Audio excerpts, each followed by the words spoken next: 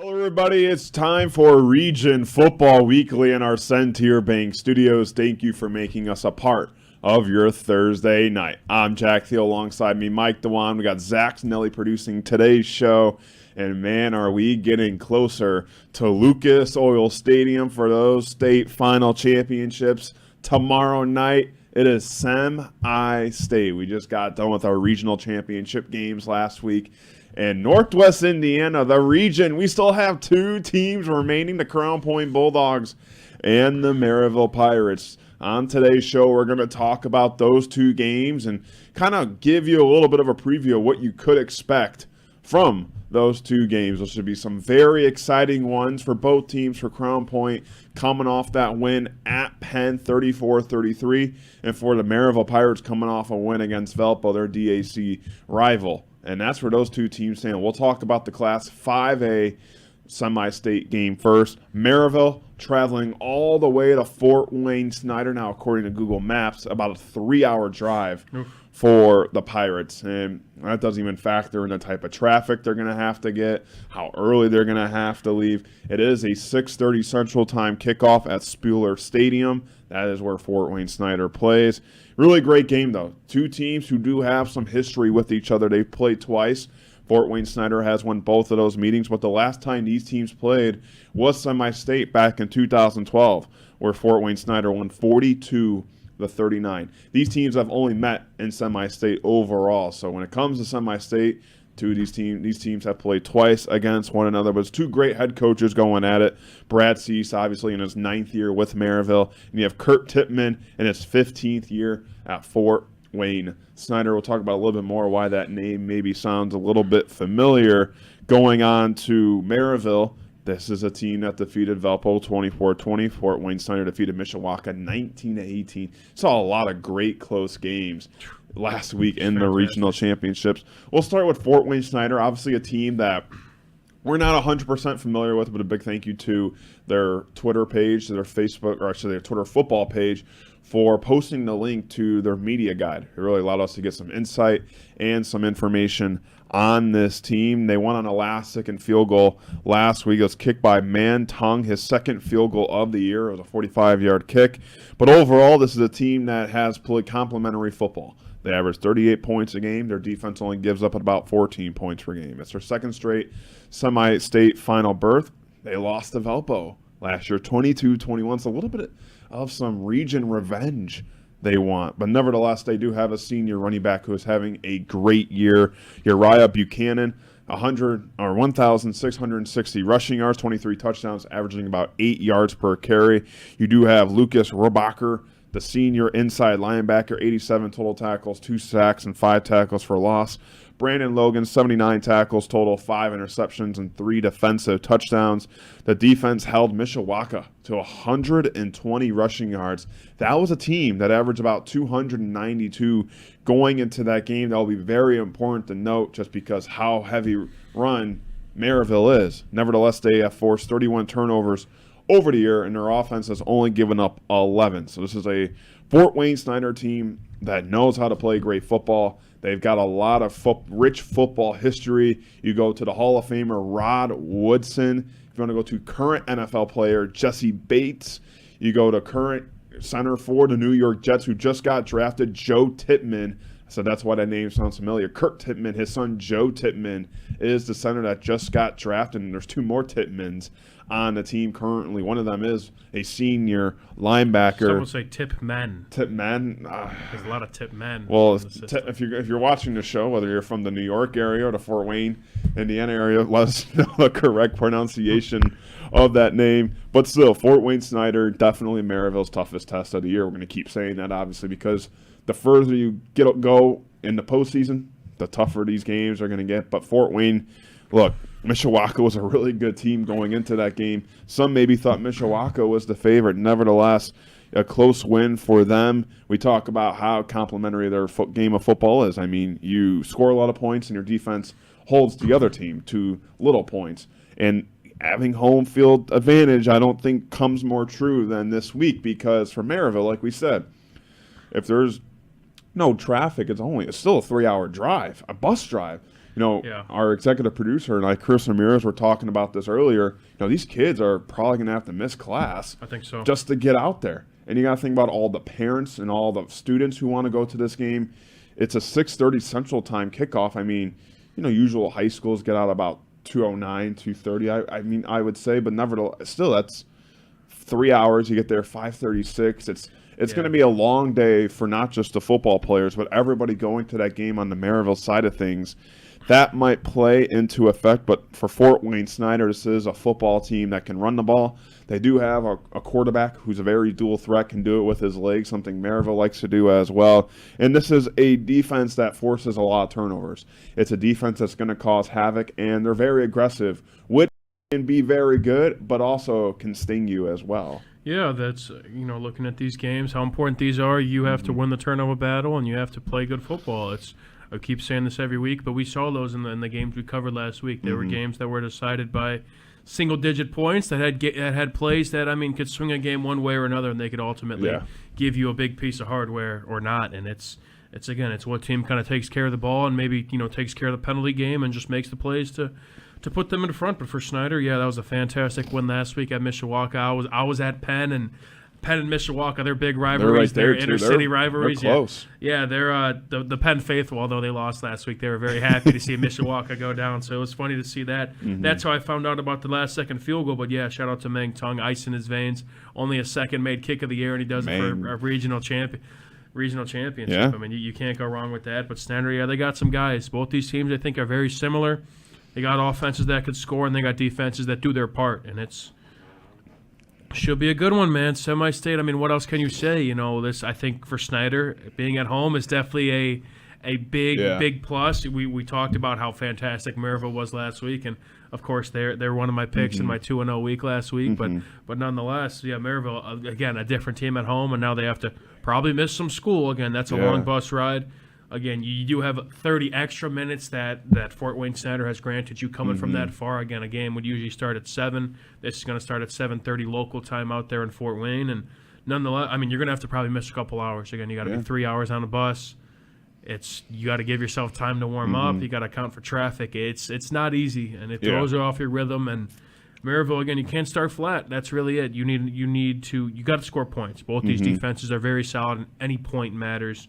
And they're, again, so much next-level talent and great coaches. Yeah. It's going to be a fun one. The football pipeline is so strong within Fort Wayne, Yeah. And especially when you get to these semi-state games and we talk about all the guys who are playing really well in college or now in the NFL. And, they're from in the Indiana area. It's usually schools like a Fort Wayne Snider or, like Ben Davis, Decatur Central. Too. You see them this Merrillville weekend? As well, Colorado State.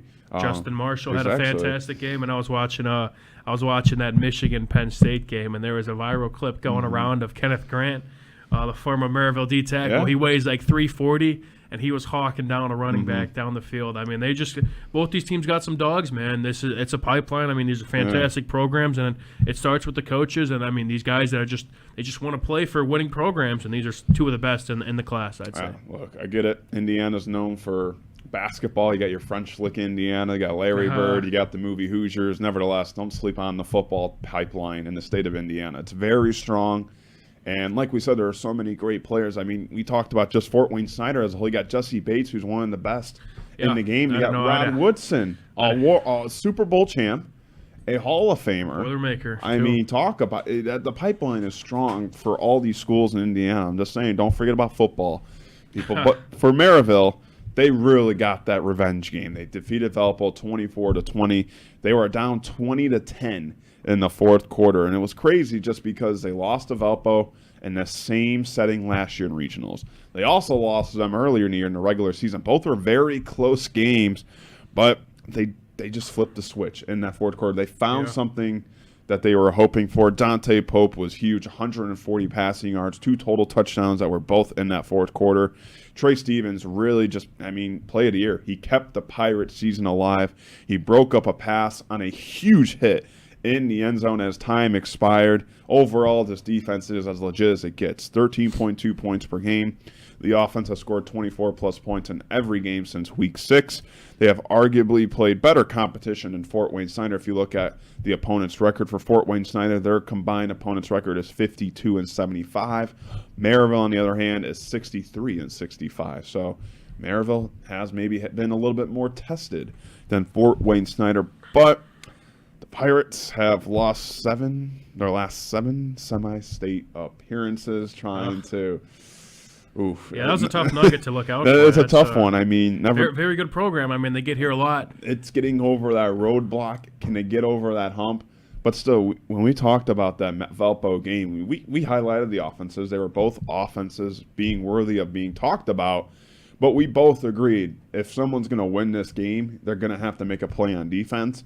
And that's what we saw with Trey Stevens. I mean, Justin Clark kept that play alive as much as he could. He had him running too, around, and just like you said, he had him in the end zone. And if not for that big of a hit from Trey Stevens, that ball probably doesn't come out of the hands of the receiver. And we're talking about Valpo playing this week instead of Merrillville, but still, the Pirates got that stop. You need a stop to win the game. We've seen the Pirates do that over and over this year. We know the offense come alive. I mean, 14 points in that fourth quarter, being down by 10. That's how you know this offense has the ability to just click and explode. This is two teams that are play very complementary football. But for Merrillville, they got to get over that hump. That's going to be the biggest thing. And I don't think it really looms as much as it would, just because some of these kids don't probably even know that's the case. I mean, some might, some don't.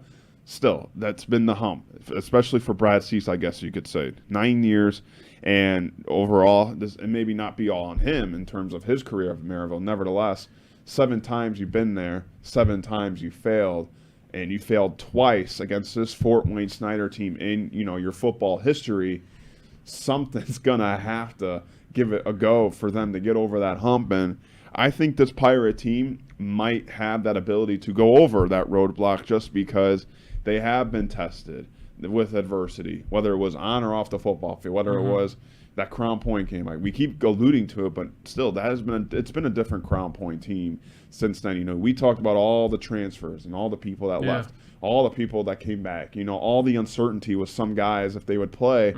But here they are, 1 win away from Lucas Oil Stadium. The winner of this game does play Bloomington South and Decatur Central. But for the Pirates, this is a team that has been tested since, I would even say, the summer, with who was coming back, who was going to play for them. Yeah, we were talking about that very early. And here they are now, 1 game away from Lucas Oil Stadium, and they have shown us that they are one of the best teams in the 5A class. And Trey Stevens was one of those guys where we kind of didn't know the status of him.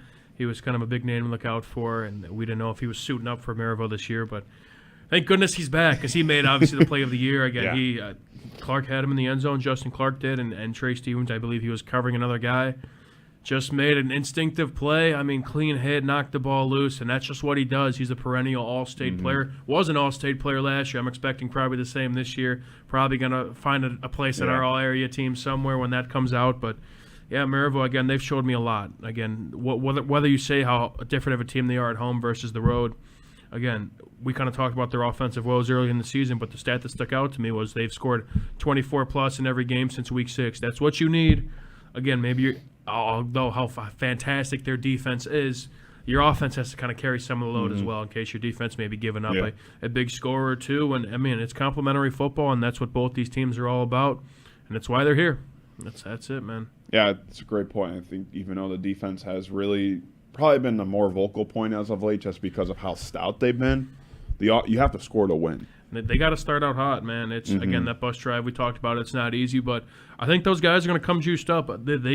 They should. I mean, 4 out of the last 5 years, they've won a regional title. They've been in the semi-state game. So they may have a couple guys, although they lost to Valpo in the regional last year. They may have some seniors who were sophomores 2 years ago when they made it to this level. They got some guys that know what it takes. I don't know if they were playing them much in that 2021 game, but nonetheless, these are guys that they're not completely unexperienced. And I know Brad Cease also has been in a couple of those semi-state games that have unfortunately gone the wrong way. I think they right their wrongs this time around. I think they're hungry. They're trying to get over that hump, and why not start now? So it's a good point, though, just because Merrillville, all their losses, 2 of their losses are all on the road at Crown Point and at Valpo. And they're going to have to try to find some way to reverse their fortune against a very good Fort Wayne Snider team who is one of the best in the area. I mean, you look at the rankings, Merrillville's 4th in 5A, and Snider is 5th. Yeah, that's fun. These teams, and the Fort Wayne Snider media guys said this as well, they're really as even as it gets, and I really think that's the case even with the stats. You have 2 teams that can score the ball, and you have 2 teams who can play great defense. Mm-hmm. It's really as even as it gets. You have 2 quarterbacks, very dual threat, can do it with their arms and their legs. Mm-hmm. You have running backs who are very prolific in the open field. And on defense, you have guys who can make plays. You have guys who can cause some havoc. And we talked about Orbacher, Brandon Logan on Valpo's side. You got a guy like Jalen Ramsey, Trey Stevens, they're in Terrell Elmore. So both of these teams, you look at their strengths and their weaknesses maybe, and I think both of them possess the same types of strengths as well. That's it, It's as even as a football team, or a football game, I should say, as it gets, and it's going to be an exciting one. We'll talk about this one a little bit more later in our show. We're going to take a break here on Region Football Weekly, and we come back, we'll talk about Crown Point's semi-state matchup as you're watching us on the Region Sports Network, the only game in town.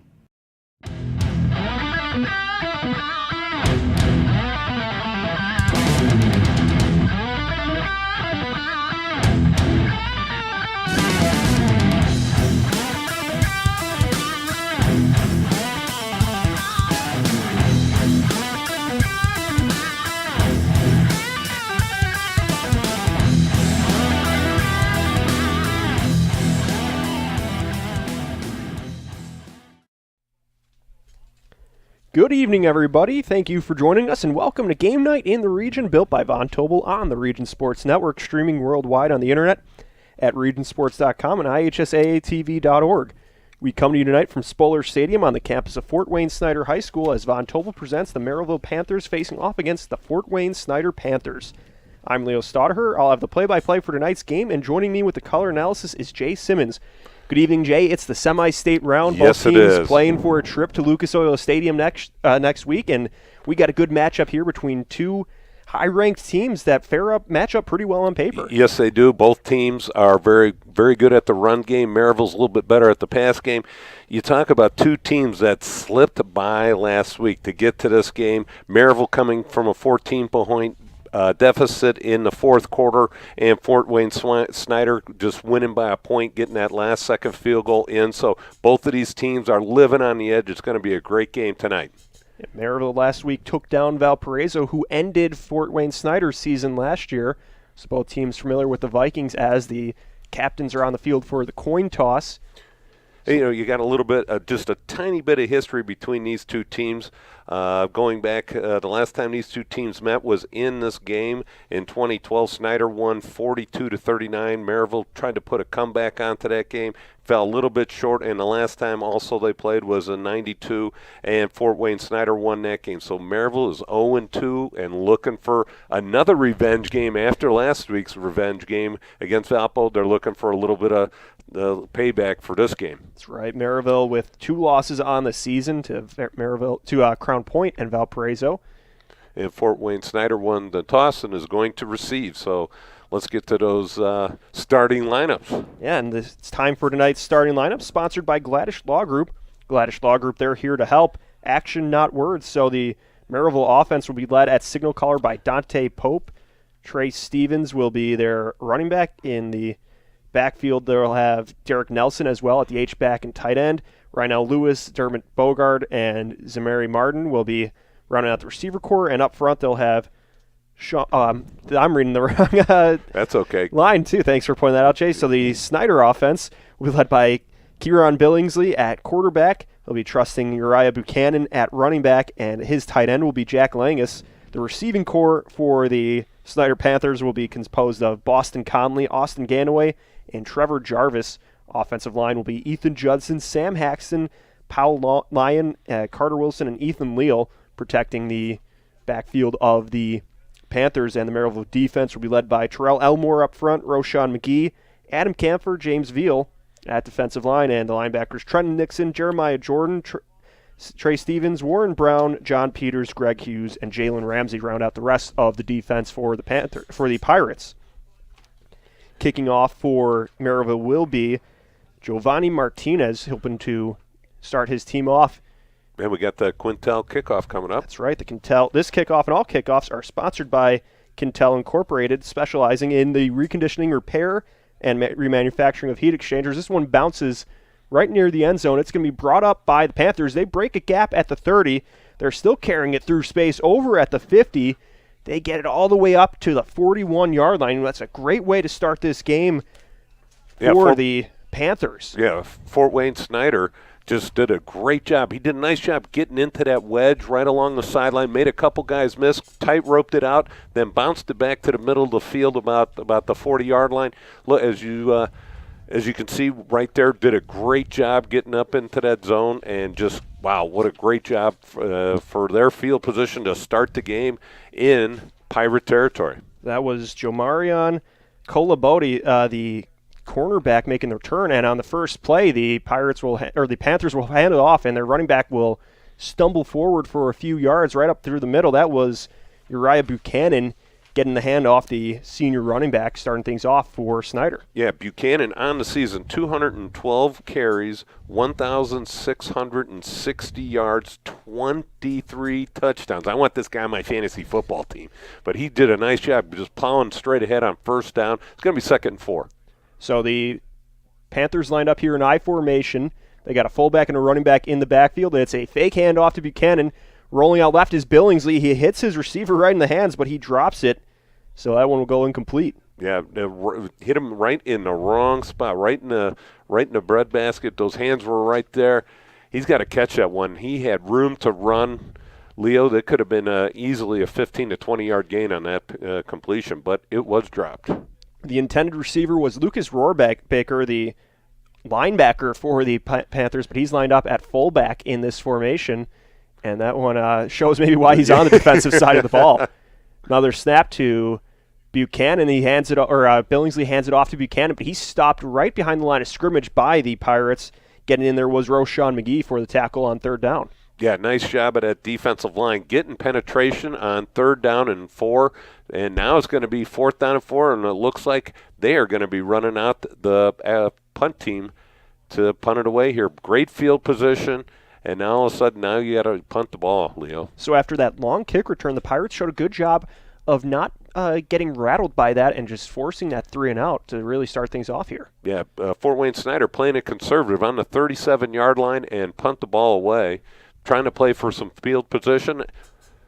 Ooh, nice job right there on the catch right there by the Pirates. No fair catch signal, catches it and immediately gets hit. Javion Gillis making the catch there while he was almost blanketed by coverage by the Panthers and tried to squeak out of it, but he will secure the catch while under pressure and give the Pirates field position in their own territory. Caught it right around the 10. Yeah, Devontae Pope leading the team. He's got 86 completions on 146 attempts, 1,276 yards, 6 touchdown passes, and also accounting for 12 rushing touchdowns at the quarterback position. So he's got J.Q. Johnson in the backfield with him. He puts a receiver in motion, 2 receivers out to the right. He's got a tight end to his left, takes a snap, hands it off to Johnson, who punches it forward for a couple yards. That was Gleason with the carry. Yeah, this is just a real simple play, just to get those guys off the line of scrimmage, make some hits, get into the groove of the game on the first play offensively. Merrillville going straight up to the line of scrimmage and run the second play.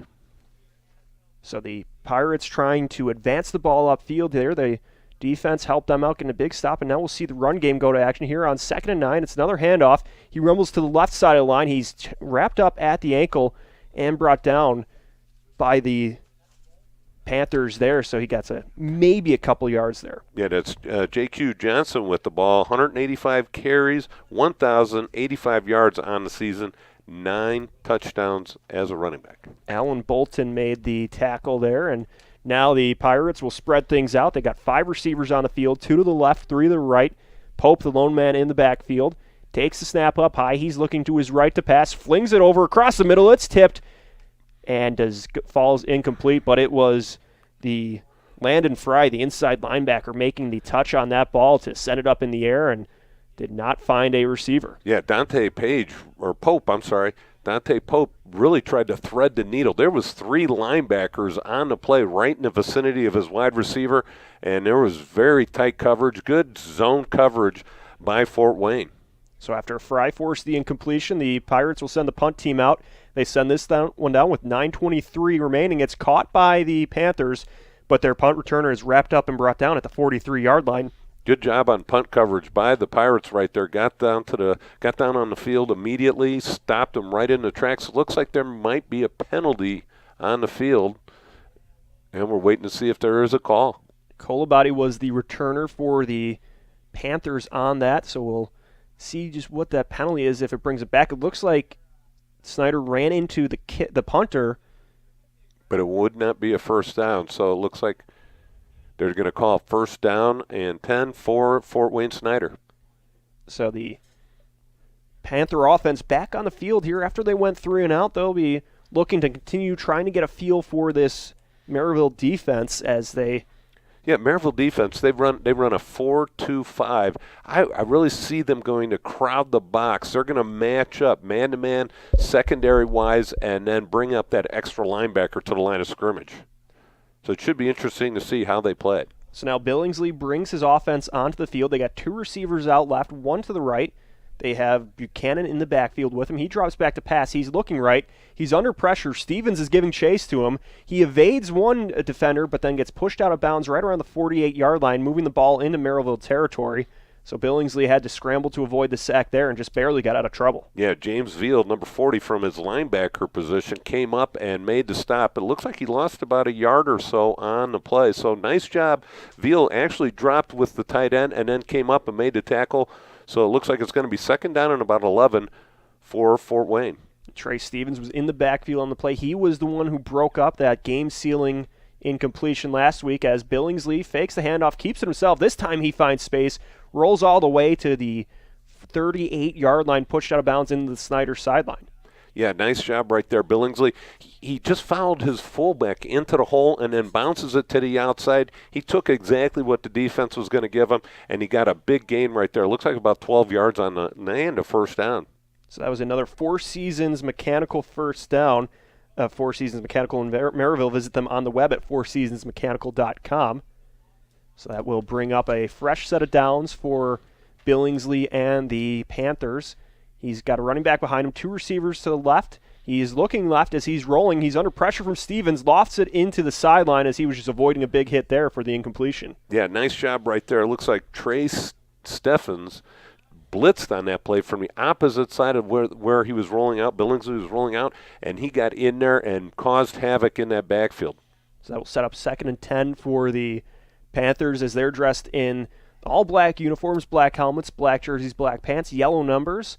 And the Pirates will be wearing white jerseys, white pants, purple numbers, purple helmets with white decals. And it's 3 receivers out to the left as they put 1 in motion. He will stay out to the left side. He hands it off to the running back, Buchanan. Buchanan tries to juke his way along the right side, but he is stood up by Veal for the big hit there. Yeah, Veal did a nice job sealing down from his defensive end spot.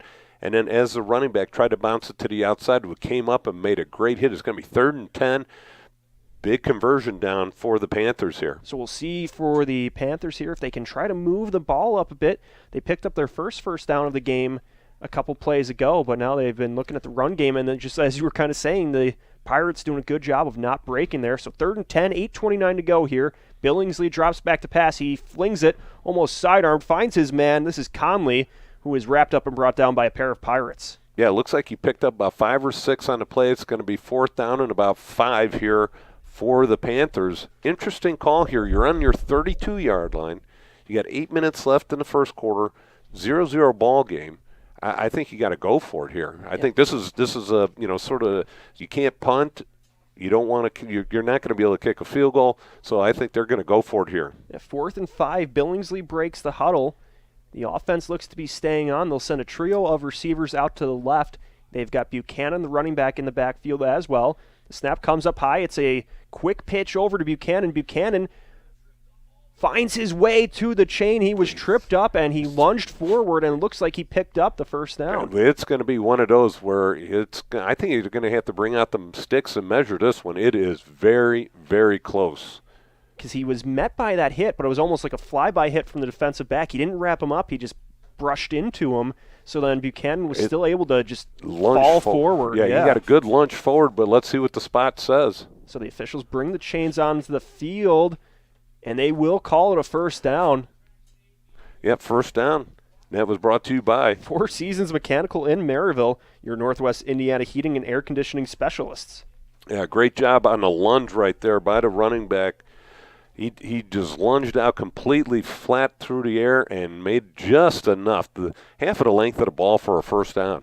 So the Snider Panthers run up to the line here. Three receivers split out to the right side. Buchanan and Billingsley in the backfield. Billingsley hands it off to Buchanan, where he is stood up in the backfield by the Pirates. He broke out of one tackle, but then was swarmed by about 3 or 4 other Panther defensive linemen. Yeah, Merrillville right there did a great job with their pursuit because initially he got hit behind the line of scrimmage and then was able to, they moved the ball back. I was going to say it's 2nd and 9, but they moved the ball back a yard. It's going to be 2nd down and 10. Just a big hit right in the backfield, but Buchanan was able to bounce off it and get back to the line of scrimmage. So nice play, not to take a loss on it. 2nd down and 10, 7:22 left in the first quarter. Buchanan at 6'1", 185 pounds, broke out of a tackle. Now Billingsley hands it off to the receiver in motion. This is Trevor Jarvis, or then Billingsley keeps it. Fake fooled myself here as a nice read play, and then he got a couple yards there trying to just set them up for 3rd and manageable here. Yeah, Billingsley did a nice job. He read that. He saw the defensive end jump out with the wide receiver in motion, so pulled it at the last second, faked Leo out, and then got a nice pickup of 5 yards on the play, 3rd and 5, 3rd and manageable. Yeah, so the Panthers here just trying to keep on moving it. They got the 22-yard line, in Merrillville territory. Billingsley and Buchanan in the backfield, 3 receivers out to the right side. They have a tight end on the field as well. Billingsley's rolling out to his right. He floats that one down looking for Jarvis, but that was a few yards ahead of him, incomplete. Yeah, Jarvis was open, but he would have had to thread a needle right there. And that's one of the things Billingsley is really not good at in a consistent basis. And when they need to pass, he's okay of a passer. He was rolling out to his right and just sort of overshot that one to his receiver. Yeah, that one brings up the 4th down as we see the replay of that play where Billingsley had to run it. So now the Panthers bring out the field goal team, so they will try to put 3 points on the board. This one might have been tipped. It was spinning out of control and just fell short well ahead of the goalpost, so that was no good. So that will keep goose eggs on the board here and send the Merrillville offense onto the field. Yep, and that's with 6:05 left in the first quarter. That ball looked like it was tipped just a little bit at the line of scrimmage, and then it sort of took an odd turn sharply to the left and was well short of the goalpost. And so Merrillville dodges a bullet right here. They got to get something going offensively here in their second possession. And we'll see what they can do here as they bring their offense back onto the field, as now the Pirates lined up with 4 receivers on the field. They got a running back in there with Pope as well. So he takes the snap. He's looking to pass. Now he's going to spin out of it. He's rolling out left, moves his way upfield, hit hard as he's pushed into the Snider sideline. So that was Dante Pope on the scramble there, trying to make something out of nothing. And it looked like it was a straight draw on the play. He took a step or two back, paused for a second, and then just took off because he wasn't under pressure. But a nice job. He saw a lane, bounced it to the outside, got 5 yards on first down. So it's going to be 2nd and 5. Merrillville trying to get a first down here. Let's see if we can get that first down for the Pirates. So now Pope sets up. He's got Johnson behind him in the backfield. The snap is high. He hands it off to Johnson. Johnson moving to the right side of the line. Stood up but keeps twisting forward, trying to pick up a couple extra yards after the first hit. Well, it looks like where they're going to spot the ball, it's going to be 3rd and less than a half yard. Boy, they spotted that ball right on the line, so it's going to be one of those where they may have to bring out the measuring sticks. And we saw Johnson doing a good job there. After first contact, he kept moving, similar to what we saw from Buchanan on that last drive. Both running backs playing with a physical edge tonight. Yes. And are fighting for every last yard. Oh, they gave it to him. So that was another Four Seasons mechanical first down, and Merrillville will set up for a fresh set of downs here with 5:10 to go here. Pope gets ready for the snap, puts a receiver in motion, hands it off to Johnson. Johnson shuffles his way over on the left side of the line and is brought down for a couple yards, and that was Lucas Rohrbacher, the leading tackler for the Panthers, picking up his 88th tackle of the season. Boy, you could see that. They both lowered the boom on each other. A big hit. The running back from Merrillville got a good positive gain on the play, though, about 3 or 4 yards after contact. He did a good job of finding the open hole at the lane and then moving around that left tackle, getting up for a couple yards before being stood up by Rohrbacher. So now Pope is joined by Javion Gillis in the backfield. He hands it off to Gillis. Gillis turns around on the left side. He's got some space, crossing the 40, over the 45, brought down just shy of the 50 for a big run play there on 2nd and 7. And a nice job of Dante Pope right there, just extending the play, waited for those defensive linemen to make a step towards him, and then Gillis just bounces it to the outside and picks up and shows his great speed right there and gets up the sideline for about a 20-yard gain. Picking up another Four Seasons first down. You can visit them on the web at fourseasonsmechanical.com. And so the Pirates going to another running back in Gillis as he stays on the field here. 2 receivers split out to the right, 1 to the left. Pope fakes the handoff. Now he throws downfield. He connects with Rynell Lewis, but it sneaks out of his hands for an incompletion. Rynell Lewis, the sophomore wide receiver, couldn't quite hold on to that one. Yeah, both receivers for both teams having some difficulty in, you would think, great conditions for November. And Lewis, we saw he was being guarded by Alan Bolton and just maybe was feeling those footsteps and was trying to avoid that contact there. So now 2nd and 10. Lone man in the backfield is Pope. He was looking to pass. Now he will run. He shuffles his way across the line, crosses the 50, keeps moving, shoulders off one hit, and then is brought down near the 46-yard line. Yeah, Pope gets hit 3 or 4 times for just a minimal gain of a couple yards right there. Paid the price, though. It looks like we got a flag on the play. It looks like it's going to be holding on the Pirates. And that will move Merrillville back. So that's something we're going to have to avoid, too, in semi-state. If the penalties rack up, those can really come back to hurt you. We saw that a little bit last week in the Crown Point Penn game where Penn made some costly penalties later in the game. Those really hurt them when they were trailing. But Pope was doing a good job using his legs there to avoid some hits, and then that's where it really hurts, where then the penalty did all that just to move backwards anyway. Yeah, it's going to be a spot foul, so it looks like it's going to be 1st down and 17 or so. Oh, they only moved it back. Yeah, it's going to be 2nd down or 1st down and 16. Or 2nd down and 16, my fault. Pope and the Pirates backed up here, back into their own territory. Pope has a running back behind him.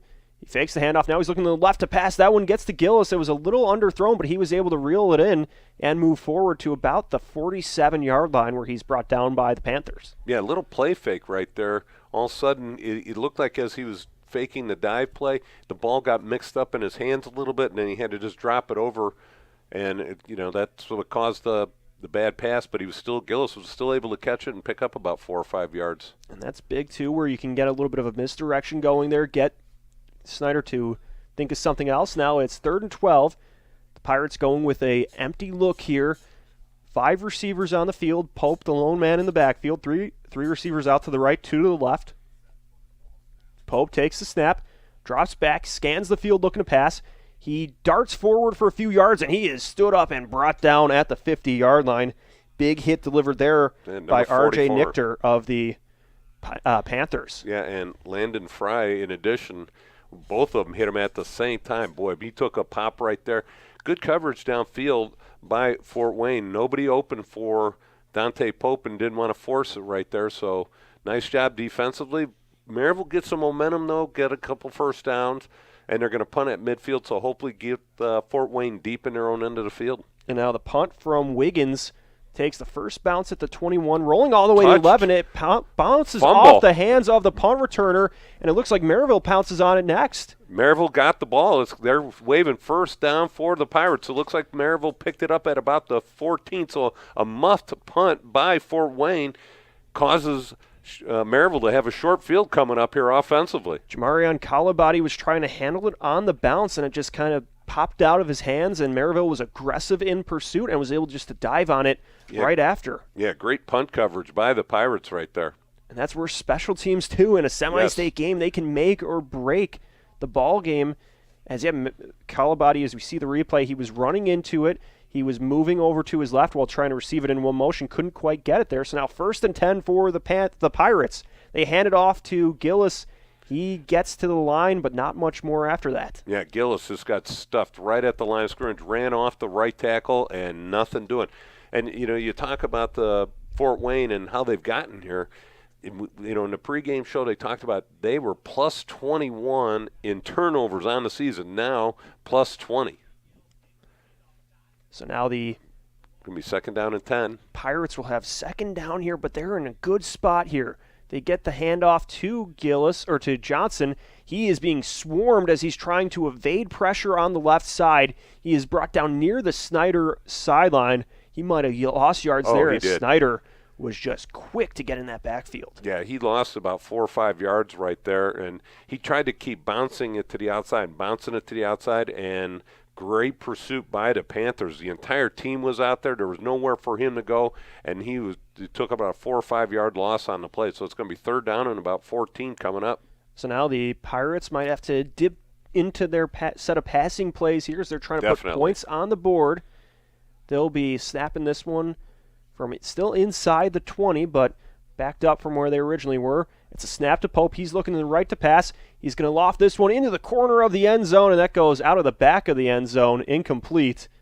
He was just trying to keep that one out of trouble, looking for his man Bogard in the back of the end zone. But Bogard was open right away, so Pope had to throw that ball, and he floated it out there. He had to throw it like a line drive bullet because there was help over the top of him, but he did have a window from the goal line to about the halfway into the end zone where his receiver was open. He's got to learn the difference between whether floating that ball out there or throwing a bullet in there, and he needed to dart that one in there. So Giovanni Martinez comes onto the field here for a field goal attempt. 42 seconds remaining here in the first quarter. We're still scoreless. Pirates trying to break through here. Martinez awaits the snap, runs into it, boots it up. It's high towards the goal, and it's wide to the right side. No good. Boy, he definitely had the distance. He just pushed it out, sort of like me hitting my 9-iron. I pushed it way out to the right. He did the same thing. All the way from the left hash, pushed it just way too far. And we talked about the weather at the beginning of the game. Very low wind, so no wind factor out there, and 50 degrees. So it's not that cold out to where the ball would not be able to travel. But he definitely had enough leg, but accuracy haunted him right there. So both teams have attempted a field goal, but neither were able to convert, so we're still scoreless here with 35 seconds remaining as Fort Wayne Snider heads onto the field with their offense, trying to shake off some of the early difficulties they've encountered, trying to march into Merrillville territory. Yeah, Merrillville defense just playing really, both defenses playing very well. And so they will bring Rohrbaker in as a fullback in I formation. They go play action, pass deep downfield. They connect with their receiver. He crosses the 25. He's at the 20, the 15, 10, 5, gets to the end zone, and it's a touchdown for the Panthers. An 80-yard touchdown pass by Billingsley to his tight end. Jack Langus hauls in the long strike and score on play action. And there was nobody home. All the linebackers and defensive backs sucked up on this play. As you see right here, the tight end just goes up the field. The free safety, just Huggins, bites on the play action and just lets the tight end run right by him for an 80-yard touchdown strike. So Fort Wayne Snider gets on the board here with just 22 seconds left in the first quarter. Oh, they're calling him down. It looks like he was just short of the end zone. So now at the end of the first quarter, we will step aside, and when we come back, we'll see Fort Wayne Snider taking over deep in Merrillville territory. You're watching RSN Game Night, or you're watching Game Night built by Von Tobel on the Region Sports Network, the only game in town. Von Tobel is your locally owned building material supplier and design center. We have a department for every room in your home. Visit one of our 3 Northwest Indiana showrooms to see our options for kitchen cabinets, countertops, vanities, showers, flooring, decking, and more. Visit VonTobels.com for project inspiration and to request a free design consultation. Von Tobel, building better, together. Some see a student athlete working on a shot. We see a powerful lesson in persistence. Some see a student preparing for success on an exam. We see a student athlete preparing for success in life. Proud to keep education in front of athletics since 1903. Von Tobel building better together as we're getting ready to start the second quarter here for the semi-state matchup between Fort Wayne Snider and the visiting Merrillville Panthers. We'll see the Merrillville Pirates, I should say. You got it. The Panthers will be setting up on the 3-yard line after they had a long strike to their tight end on play action, the longest play from scrimmage we've seen all night, and that really puts Snider in a good position here after the misdirection on play action opened things up, and now we'll see if they can punch it in to try to break through as we're scoreless after the first quarter of play. And a great job play calling by Fort Wayne. They had the defensive backs, everybody stepping up. They ran a little play action fake. The tight end released straight up the field, nobody near him. And then one of the cornerbacks, Jalen Ramsey, comes out and makes the tackle now they're marking it at the 1-yard line. So now 1st and goal from the 1. They'll hand it off to their fullback, Rohrbaker, as he tries to punch it in. But the Pirates quickly snuff that one out. Yeah, he got stumped in the backfield. And almost actually looks like he lost about a half a yard right there. That was number 14, Trey Steffens, coming up from his linebacker position, stuffing him right at the point of attack. So it's going to be second down. Now it's second down and 2 for Fort Wayne. So let's see if now they can punch it in here as they shuffle some players in and out. First few plays here of the second quarter, still scoreless here. You can really feel the intensity after that big play at the goal line. They'll line up in I formation again, putting a receiver in motion from right to left, and now there's a whistle. It looks like the Panthers will take a timeout here. Yep, Panthers are taking a timeout. We're going to take a timeout. Lango's Pizza has been a favorite spot since 1979. Enjoy pizza, sandwiches, and more. Dine in or carry out. Lango serves Northwest Indiana from 3 locations, Highland, Cherville, and Crown Point. Order online at langospizza.com. Lango's Pizza, the official pizza of Region Sports Network.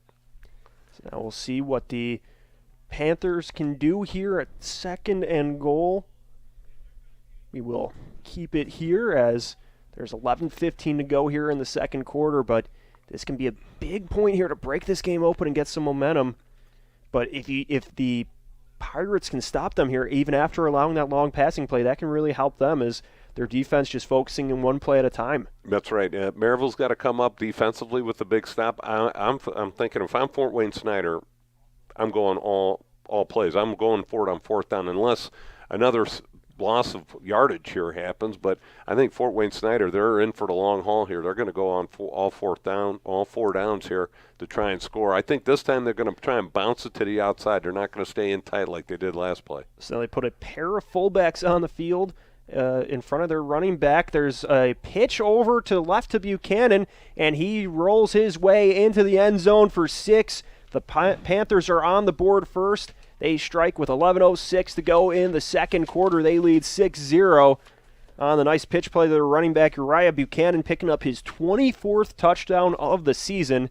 Makes it 6-0 Fort Wayne Snider here in the second quarter. Yeah, Buchanan, like I said, I thought they were going to run it to the outside. That's exactly what they did. For once, one of these coaches listened to me on calling the plays, and they had a power I backfield, and all they did was take one fullback, ran him to the opposite side, and the other fullback and Buchanan went to the left side, to the wide side of the field, and Buchanan just outran everybody in for the score. That's a 2-yard touchdown run for Buchanan. That came at 11:06 in the first quarter.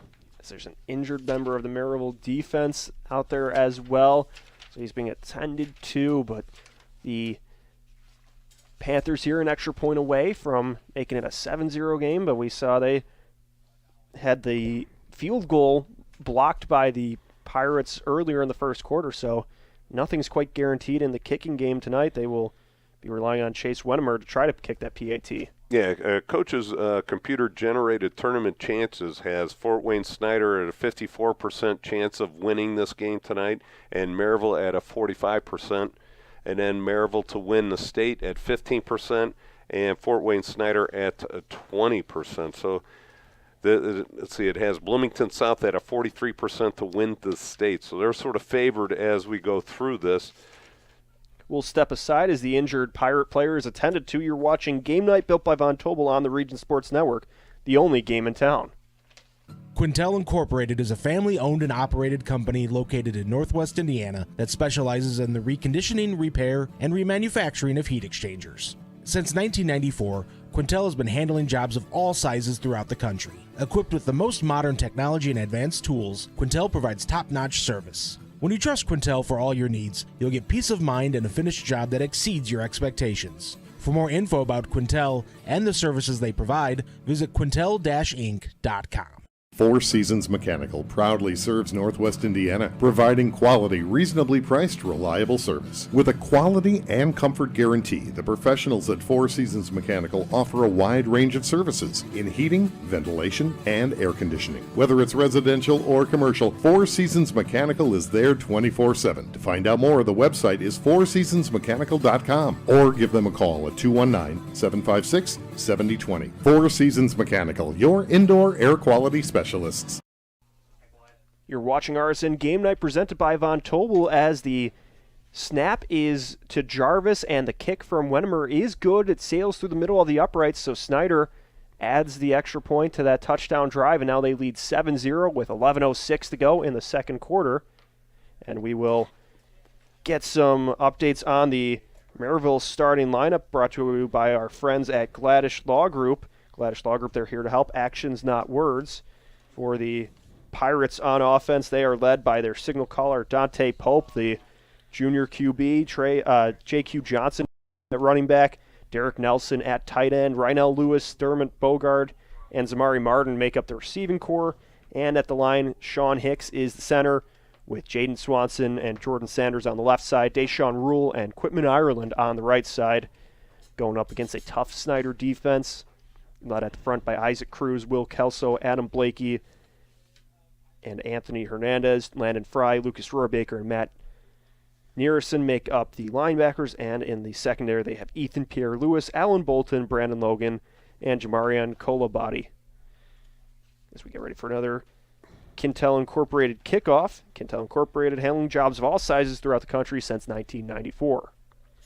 Now the bell has rung for the Merrillville Pirate offense. They've got to come out and answer right here. Fort Wayne came up with the big play and a 79-yard reception from their tight end, and now they've got to answer the bell right here on a good kickoff return. And this kick goes deep back to Martin, and he rolls all the way to the left side, getting pushed out of bounds into the Merrillville sideline right around the... Looks like they're going to mark him out about the 37, so nice kickoff return. And made a positive play on that, and now we'll see what the Merrillville offense can do, if they continue to rely on the run game or if they can start getting something going in the passing game. Oh, we got some laundry on the field. So we'll see what... Usually a hold or a block in the back, and it's a hold on the Pirates. So that will back them up a bit after that good return by Martin. So now they will be a little bit further back than originally anticipated, but the message remains the same. If they can jumpstart, get that passing game going, because we've seen them a couple plays where they've been hurt by drops as well, and then the penalty on the last drive backed them up a few yards. So now they are deep in their own territory, right around the... About the 12-yard line. Yeah, this is much deeper than originally, so it's going to be a handoff to Johnson. He finds a hole, gets upfield. Rohrbaker puts the first hit on him and brings him down right near the 20. Yeah, J.Q. Johnson right there does a nice job. Gets up into the linebackers off the left guard, gets a nice gain right there. Looks like it's going to be 2nd down and 8. First good real push by the Pirates' interior offensive line. So Pope at quarterback with Johnson behind him, 2 receivers to the right, 1 to the left. He hands it off to Johnson. Johnson moving towards that left side, twists out of one tackle, but the Pirates can't get much going there as the Snider defense gets on him quickly. Well, let's see where the spot of the ball puts it. It looks like he's going to be about they're saying a first down for the Pirates. Good job right there. Really did not get much past the first down marker, but nevertheless, it's a first down. He kept that momentum going forward even after that first hit and was able to move the chains for another Four Seasons mechanical first down. So now with 10.5 minutes to go here, the Pirates send Lewis, the receiver, out to the right side, everybody else on the left.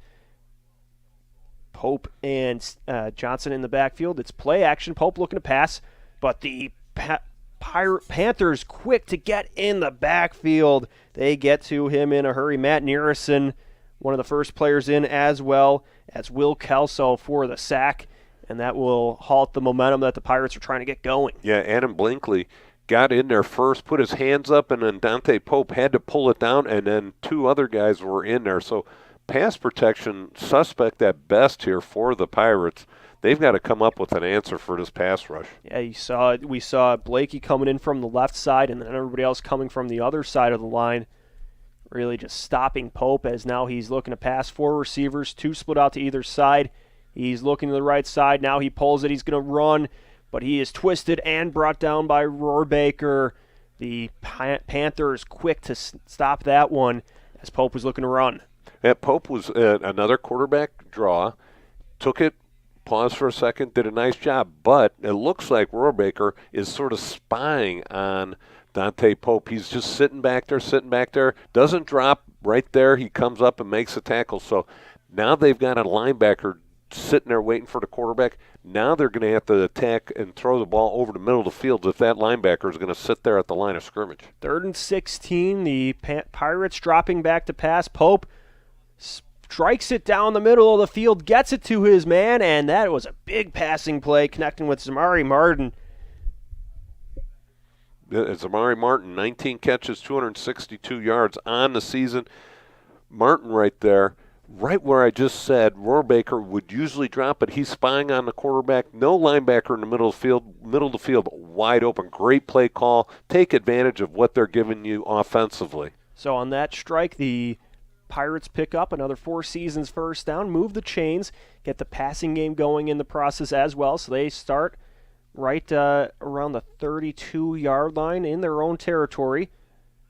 They bring a H-back onto the field. It's a high snap, and it's a handoff to Gillis. Gillis shimmies on, gets a couple yards there, kept moving forward, was looking to go right, but then went inside the tackle for about a 2-yard gain there. Yeah, it's a little zig and a little zag right there. Picks up a nice gain. It looks like it's going to be about 2nd and 6, 2nd and 7. It turned a little something from nothing. And being able to make that read at the line, too, to see that the original spot was blocked up, so then he was able just to cut inside and find somewhere to go there. So the Pirates, high snap to Pope. He hands it off to Gillis again. This time Gillis rolls around to the right side, gets up for a tackle inside the just shy of the 50-yard line, and it's another big play, picking up first down for the Pirates. Yeah, another Four Seasons mechanical first down. That's right. And now Merrillville's getting some momentum going. They ran the ball a couple times inside. Now they bounced it to the outside, did a nice job. The quarterback sort of held the ball for a second, let the defensive end step up, gave the ball to Gillis, and Gillis, again, bounces it to the outside. It seems like they've got that play going pretty good. So at the 45-yard line on the Merrillville side, it's 1st and 10. Pope's looking to pass, goes to the left side. That one bounced just in front of Dermont Bogard. Incomplete. That one was a little bit underthrown. Well, but again, the reason why it was underthrown is because Brandon Logan from Fort Wayne was right there in the passing lane. If he would have thrown it to where he was going to catch it, Logan would have had a pick 6. So good job just throwing it away. There was nothing open. Threw it to a tight spot where maybe his guy could catch it, but nobody else was going to. So now 2nd and 10 with 7:15 to go here in the second quarter. The Pirates trail 7-0. They bring in Nelson at H-back. They have a running back behind Pope. He fakes it, looks to pass. He gets it down to his man. That was Rynell Lewis, the sophomore, hauling it in and doing a little bit of a roll after for another Four Seasons mechanical first down for Merrillville. And now they move the ball into Snider territory about the 42-yard line. Lewis does a nice job corralling that one in. Dante Pope put some pepper on that one and zinged it in there. Lewis coming back from that earlier drop makes a great catch. First down. Merrillville rolling now. So now it's 1st and 10 in Snider territory. Pope handles the snap, hands it off to Johnson. Johnson moves to the left side. He is hit, but then he keeps moving forward, spinning down, tackled at the eventually brought down at the 39-yard line for a positive gain on the run. Yeah, gain of about 4 or 5 yards right there, second and manageable. Keep that ball moving forward. Don't get behind the chains. Merrillville's doing a great job of that right here on this drive. And Johnson just with another physical run, not buckling after the first hit. He was originally hit at the 41, but then kept going forward, and now they're at the 39. So 2nd and 7. Snap to Pope. He's going to keep it, go to the left side. He jukes, cuts, makes a move, but he is quickly hit by the Rohrbacher of the Panthers. Yeah, Rohrbacher lowered the boom on him right there. The first guy stood up, Dante Pope, and then Rohrbacher came in and cleaned up the pile. Boy, he is all over. He is from sideline to sideline. He's got great movement laterally going across this field. Lucas Rohrbacher, the 5'11", 195 senior linebacker, has been making plays for the Panther defense all over the field. So now it's 3rd and 6, 5 minutes, 42 seconds to go here.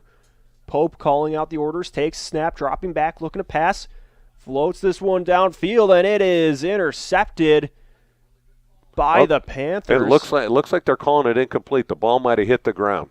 So the safety was diving forward, but it might have just skipped in.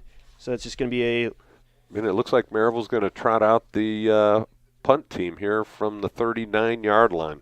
Dallas Woodson thought he had the interception, but as we see the replay, it might have been trapped on the turf. So Merrillville will send the punt team out there after avoiding the scare. They will call upon Darian Wiggins to punt. So as he gets the snap, pressure from the Panthers. This one floats all the way, takes first bounce at the 9-yard line and goes upwards, where it's eventually downed inside the 5. Yeah, great job of punt coverage right there by the Pirates. Good job spotting that ball. And it looks like they're going to mark it, like you said, right at the 4-yard line. So a long field for the Panthers here, the Fort Wayne Snider Panthers. Got a long way to go with 5:27 left in the second quarter. Merrillville needs a 3-and-out here big time. So Snider, with a 7-0 lead, will bring their offense back onto the field. We saw them score on their last drive after they got that long passing play to set things up, yeah, and were eventually able to punch it in. Yeah, 78-yard pass play to the tight end. And then it was all goal line running after that, where eventually Buchanan was able to punch it in, get his 24th touchdown of the season. And now they're near the other goal line on their side of the field here, so they will bring in some extra help. 2 running backs with Billingsley in the backfield. Looks like the receivers are out to the left side, but Billingsley goes left. He keeps it, powers forward, breaks one tackle, gets the first down, and is pushed out of bounds. Billingsley shrugging off a hit from Jeremiah Jordan, keeping the legs moving for another Four Seasons mechanical first down. Yeah, Billingsley on the season, 95 carries, 405 yards rushing on the season. So he's accustomed to running that ball, does a great job, follows his lead blocker, bounces it to the outside, it takes a couple big hits right there, and then was able to bounce it out. It looks like he's out about the 20-yard line. We saw Jeremiah Jordan, the linebacker. They mark it back at the 15. So now it'll be 1st and 10, 5:20 to go here, and they will put a receiver in motion from right to left. They have a fullback in the backfield with Buchanan. They hand it off to Buchanan. He moves to the right side, gets twisted and brought down by the Pirates, and picks up about a yard there. Yeah, nice job right there by the Pirates. Now it's going to be 2nd down and about 9 yards to go. They really need to hold them right here. They've got all 3 timeouts left, does Merrillville. So if they can get a stop here, get the ball back, they'll have plenty of time to try and punch in a score. Terrell Elmore pick up the first hit on that play. So now it's 2nd and 9, 4:51 to go here. They hand it off, or they keep it. Billingsley on the play action pass gets it to his fullback, and he has stood up and hit hard on the play there. That was Kayvon Russell with the big reception there on play action. Yeah, Russell just sort of leaked out of the backfield right there and was wide open in the flat. Hey, that's a great play right there. Now you've got looks like 3rd down and about 4 on the play. So 3rd down and manageable here for Fort Wayne. Man, it looks like they're having some trouble getting the guys onto the field here. They're trying to get the right personnel on the field, getting everyone in and out of the huddle. That's bringing down the play clock. We're at 4 minutes to go here, so the players hustling to the line here. Rohrbaker late to get in to the huddle, so they quickly tell him to play. They're in I formation. They're going to hand it off to Buchanan. Buchanan follows his tackle on the left side, keeps going forward, hit by Jordan, but he kept the legs moving, and he might have picked up what was necessary for the first down there. Boy, what a nice job by Sam Hexton right there, getting out to the linebacker right there on the outside. He pulled and got to the outside and got into that linebacker and just drove him back and did a nice job getting downfield, making a big block to spring his running back for the first down. It looks like they're going to mark the ball at the 30-yard line. Yeah, Buchanan was just able to follow his lineman upfield as he picked up a Four Seasons mechanical first down. They put a receiver in motion from right to left, and now there's... And if you're a linebacker, defensive back, and you see Sam Hexton coming out there at 6'3", 270, that's the last thing you want to tangle with. Now the official is talking something over on the Fort Wayne Snider sideline. They seem to be looking at somebody's phone. Well, maybe they're talking about what they're going to order some Lango's pizza here, or. But it looks like they're maybe checking the time. Yeah, that's probably it, because I didn't see a penalty flag thrown, so they're probably just in the time. The time we have reads 3:29 to go here in the second quarter. Yep, well, maybe they're calling up to the press box, tell them have to add or subtract a few seconds off. Scoreboard might not match the official time. Yeah, the officials keep the time on the field as well as the clock on the scoreboard. So there's an official in the back that has a watch that keeps time. So maybe it doesn't match. So regardless of the time, it'll be 1st and 10 for the Panthers at the 30-yard line as we are approaching the halftime. Hose connection. The Hose Connection halftime report connecting the first half and the second half of tonight's game. It's the Hose Connections halftime report presented by Hose Connections, proven under pressure. I'll tell you what, this is going to be the longest pizza delivery by Lango's. If they're calling Lango's right now, they're dialing it up. Don't forget Lango's in Highland, serving Northwest Indiana, not all of Indiana, but serving Northwest Indiana, Highland, Cherville, and Crown Point. Order online at Lango's, like the officials doing on the sidelines.com. Lango's Pizza, the official pizza of the region sports. So the officials are still conferring on the sidelines here, so we're just trying to figure out what is going on, and it looks like they're looking at the game clock. Right. So they're still just mulling it over as they start to move back onto the field here. Hopefully we have this back, get the game back underway here as the Friday night forecast brought to you by our friends at Economy Electric Heating and Cooling. Tonight's forecast, it's about 44 degrees in Fort Wayne.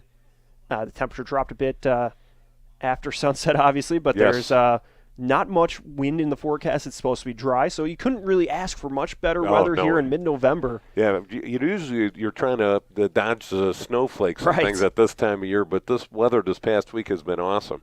And especially with the dry conditions, too, so it doesn't affect the passing game in one way or another. Great temperature, weather here on this Friday night. And so now they're back on the field here. Both teams, they put the receiver in motion. They're going to fake the handoff to Buchanan. Billingsley rolling out to his right. He has to chuck this one up in the air, and it is caught by his receiver who was under double coverage. Great catch there by Austin Gainaway, the senior wide receiver, making the catch while airborne for a long Four Seasons mechanical first down. Yeah, Gainaway went up for the ball and actually caught it around his waist. He split two defensive backs for the Pirates. What a throw by Billingsley. It looked like he was just chucking that one up just to get rid of it because he was about to get hit and hits his receiver. Two defensive backs for the Pirates right there. James Veal was about to deliver a big hit on Billingsley, too, and now Billingsley's rolling to his left to pass. He has to shake out a one tackle. He's wrapped up near the 50 and is brought down for a sack by the Pirate defense. Big play there by Terrell Elmore and company to tackle Billingsley for loss there. Yeah, Elmore was in his face the whole time. Billingsley just had nowhere to go with it, but he kept on running backwards and backwards. So now it's going to be second and a country mile. They're almost back to midfield. They had the ball originally at the 35-yard line. Now he's going to be they're going to mark it about the 49-yard line. So it's going to be second and long here, second and 23. So second and 23, 2 minutes to go here. They're going to hand it off to Buchanan on the right side. Buchanan powers forward, pushes through a tackle, and is brought down at the 45. All right, so now you got fourth down and about 20. If I'm the Pirates right here, I'm thinking about calling a timeout. You got a minute 48, 3 timeouts left. I know you get the ball back at the start of the second half, but this would be a great place for the Pirates to call timeout. I'm sorry, it's third down and 20 because of the play from previously was second down. But third down, I think I'm starting to call some timeouts here, conserve some time, and try and get the ball back and try and get a score. Right, because you have to think Snider's going into a little bit of a prevent mode as they will let Billingsley keep it. He moves up through the middle, keeps charging forward, and is eventually brought down by a couple Pirates there, but he got a good positive running play there on third down. Yeah, it looks like it's going to be fourth down and about 10 here, and they're on the 37. They punted from this very spot before. Again, you got 3 timeouts if you're Merrillville. Why take them into the locker room? Right, yeah, you might as well use them here, but the clock keeps moving here at about 51 seconds. The Panthers likely will take a lot of time in this huddle. Oh yeah, they're gonna let this clock run down. If anything, they'll take a penalty here and then punt the ball away. Right. So they're just sitting on it right here. Yeah, they want to do whatever they can to avoid giving Merrillville a chance, and now Looks like they're going to call timeout. And we will step aside as well. You're watching Game Night built by Von Tobel on the Region Sports Network, the only game in town. Some see a student athlete working hard in the weight room. We see a future leader learning there are no shortcuts to success. Some see a start to a swim meet. We see the starting blocks for life. Proud to keep education in front of athletics since 1903. Blythe's Team Sports in Valparaiso is a leader in athletics apparel and equipment sales. With in-house production including screen printing, trophies, embroidery, and more, Blythe's can help you to create the perfect look. For more information, visit them online at teamblythes.com. Blythe's Team Sports in Valparaiso, where the athletes shop. Welcome back as Von Tobel presents Game Night in the region right here on the Region Sports Network. Von Tobel building better together. So now the Panthers looking to punt here. They send it downfield, takes the first bounce at the 5, goes into the end zone. So that'll be a touchback, giving Merrillville the ball with about 29 seconds to go in the half. We'll see if they can engineer anything offensively or if they kind of just play it safe and go into halftime with the score remaining at 7-0. Well, I think if I'm Merrillville, I never burned any timeouts when they had the ball, because you could probably have at least another 20 to 30 seconds left on the clock if you'd have used those timeouts when Fort Wayne had the ball at midfield. With that being said, I'm playing. I'm going in at halftime. I'm coming out. I got the ball to start the second half.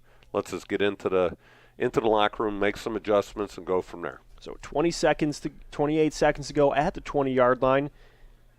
Pope will be under center or in the shotgun here. Hands it off to Johnson, and he keeps moving forward around the left side before he's tackled right around that 20-yard line. So didn't pick up much there. One of the Fort Wayne Snider players lost his lid there as Rohrbaker puts his helmet back on. He's got to come out for the play. And the clock keeps ticking here. Yep. Well, they gotta wait for the player that lost his helmet to get off the field, and then they restart the clock. And looks like Merrillville's not going to do anything. That's going to take us into the halftime. So after 2 quarters of play here, it's Fort Wayne Snider 7, Merrillville 0 here in Fort Wayne. We will step aside. When we come back, we will have the Host Connections halftime report, so stick around. You're watching Game Night built by Von Tobel on the Region Sports Network, the only game in town. How far would you go to relive another Friday night under the lights? Well, lucky for you, you don't need to go that far at all. At Region Sports Network, we have a collection of over thousands of games, ranging from last week to the 1960s. Now, you can relive the thrilling victories, the heartbreaking defeats, and all the things that make Friday Night Lights so great. Talk to us here at RSN and help us remember the region. Please visit Remember the Region with the link on the screen or through our link tree found on our social media platforms. #Remember the Region. When life keeps you busy and you can't get to the store, shop online with Strack & Van Til To Go. Our to-go service is easy to use. Register using your rewards account information, fill your virtual cart, and choose delivery or pickup. Once your order is in, our own Strack & Van Til team preps your order with care. With our to-go service, you can earn reward points and save time and money with our online coupons and weekly ad prices. Life made simple, shopping made easy. For more information or to sign up, visit shop.strackandvantil.com. From schools to stadiums, hospitals, and bridges, everywhere you look, union carpenters are building Indiana. With jobs and skilled trades in high demand, there's never been a better time to start building your future. As an apprentice, you'll earn a debt-free college degree, earn while you learn, and receive great benefits like healthcare and retirement. So what are you waiting for? Visit carpenters.com to learn more. Visit carpenters.com and start building your future today. Thinking about what to do after high school? Consider a career with Boilermakers Local 374. As a Boilermaker apprentice, you'll earn while you learn. We offer excellent wages and benefits, and as part of our no-cost hands-on apprenticeship program, you'll learn from the best in state-of-the-art training centers and on the job. Become a union Boilermaker and get on your way to a great career. Find out more, visit www.local374.org or call 219-845-1000.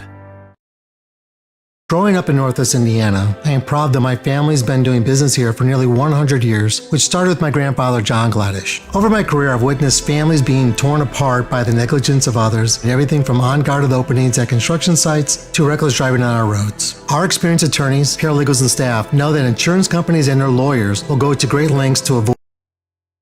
Do not waste your one and only opportunity to seek fair compensation for your loss. Give the Gladish Law Group a call and put our team to work for you. Have you checked out Centier Bank's student checking account? This no-fee checking account is perfect for students and teens ages 14 to 24 and comes with all the features you need to succeed, such as a debit card, digital banking, and automatic deposit. Centier Bank can help you start establishing good spending habits today for your better tomorrow. For more information, visit Centier.com/student-checking or visit your local branch. If you are under the age of 18, your parent or guardian must also sign on the Centier student checking account. At the age of 25, your account will automatically convert to the Centier checking account. You must deposit $25 to open this account. This account is not eligible for overdraft advantage. Member FDIC. With electrical services from Economy Electric Heating and Cooling, you can radiate the perfect amount of light and energy into your home. From rewiring and code upgrades to ceiling fans, lighting, security, and more, Economy Electric Heating and Cooling's trained electricians will make sure you can enjoy your home on full power all the time. For a free estimate on electrical work, call Economy Electric Heating and Cooling at 219-923-4441, and you can visit them on the web at forajobdoneright.com. That's the number 4ajobdoneright.com.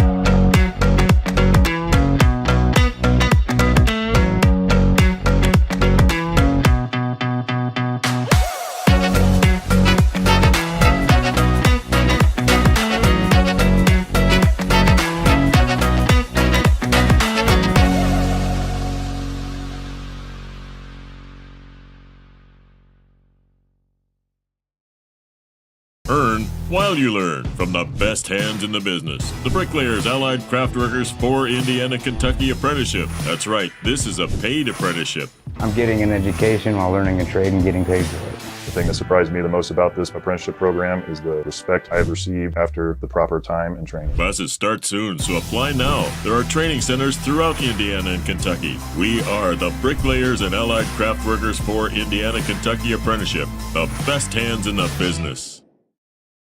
Flip the switch, a light turns on. Press the button, machines and instruments come to life. Touch the screen, communicate with the world.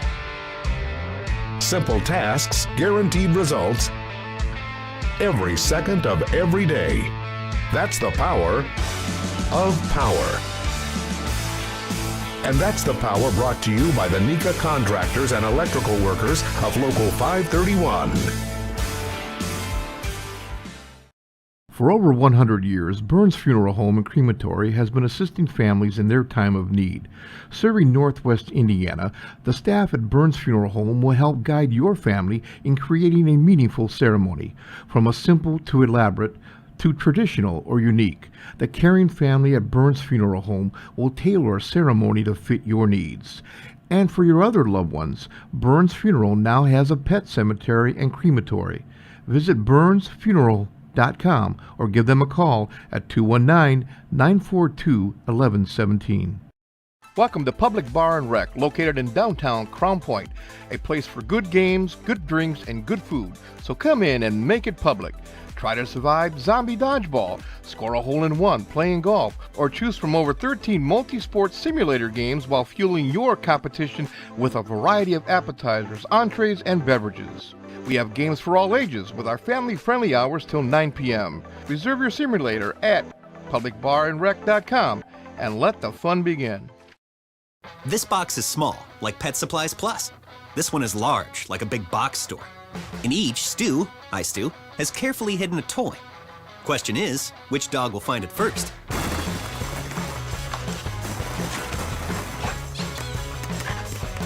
Ta-da! Moose, no! You were so close.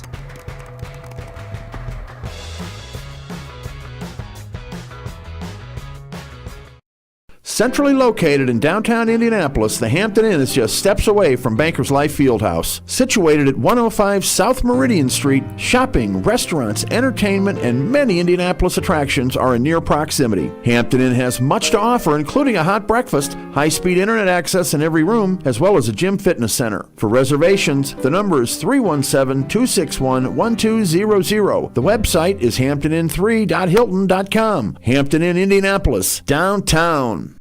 If you work with industrial, pneumatics, or hydraulics, and you're in need of maintenance or repair, you need the right connection. For over 20 years, Hose Connections in Hammond has been the premier leader in the hydraulics industry. Hose Connections is a one-stop shop for sales and service of pneumatics and hydraulics. Hose Connections continues to grow their network of industry contacts, which allows them to meet even your toughest expectations. To learn more, visit HoseConnectionsInc.com. Hose Connections in Hammond.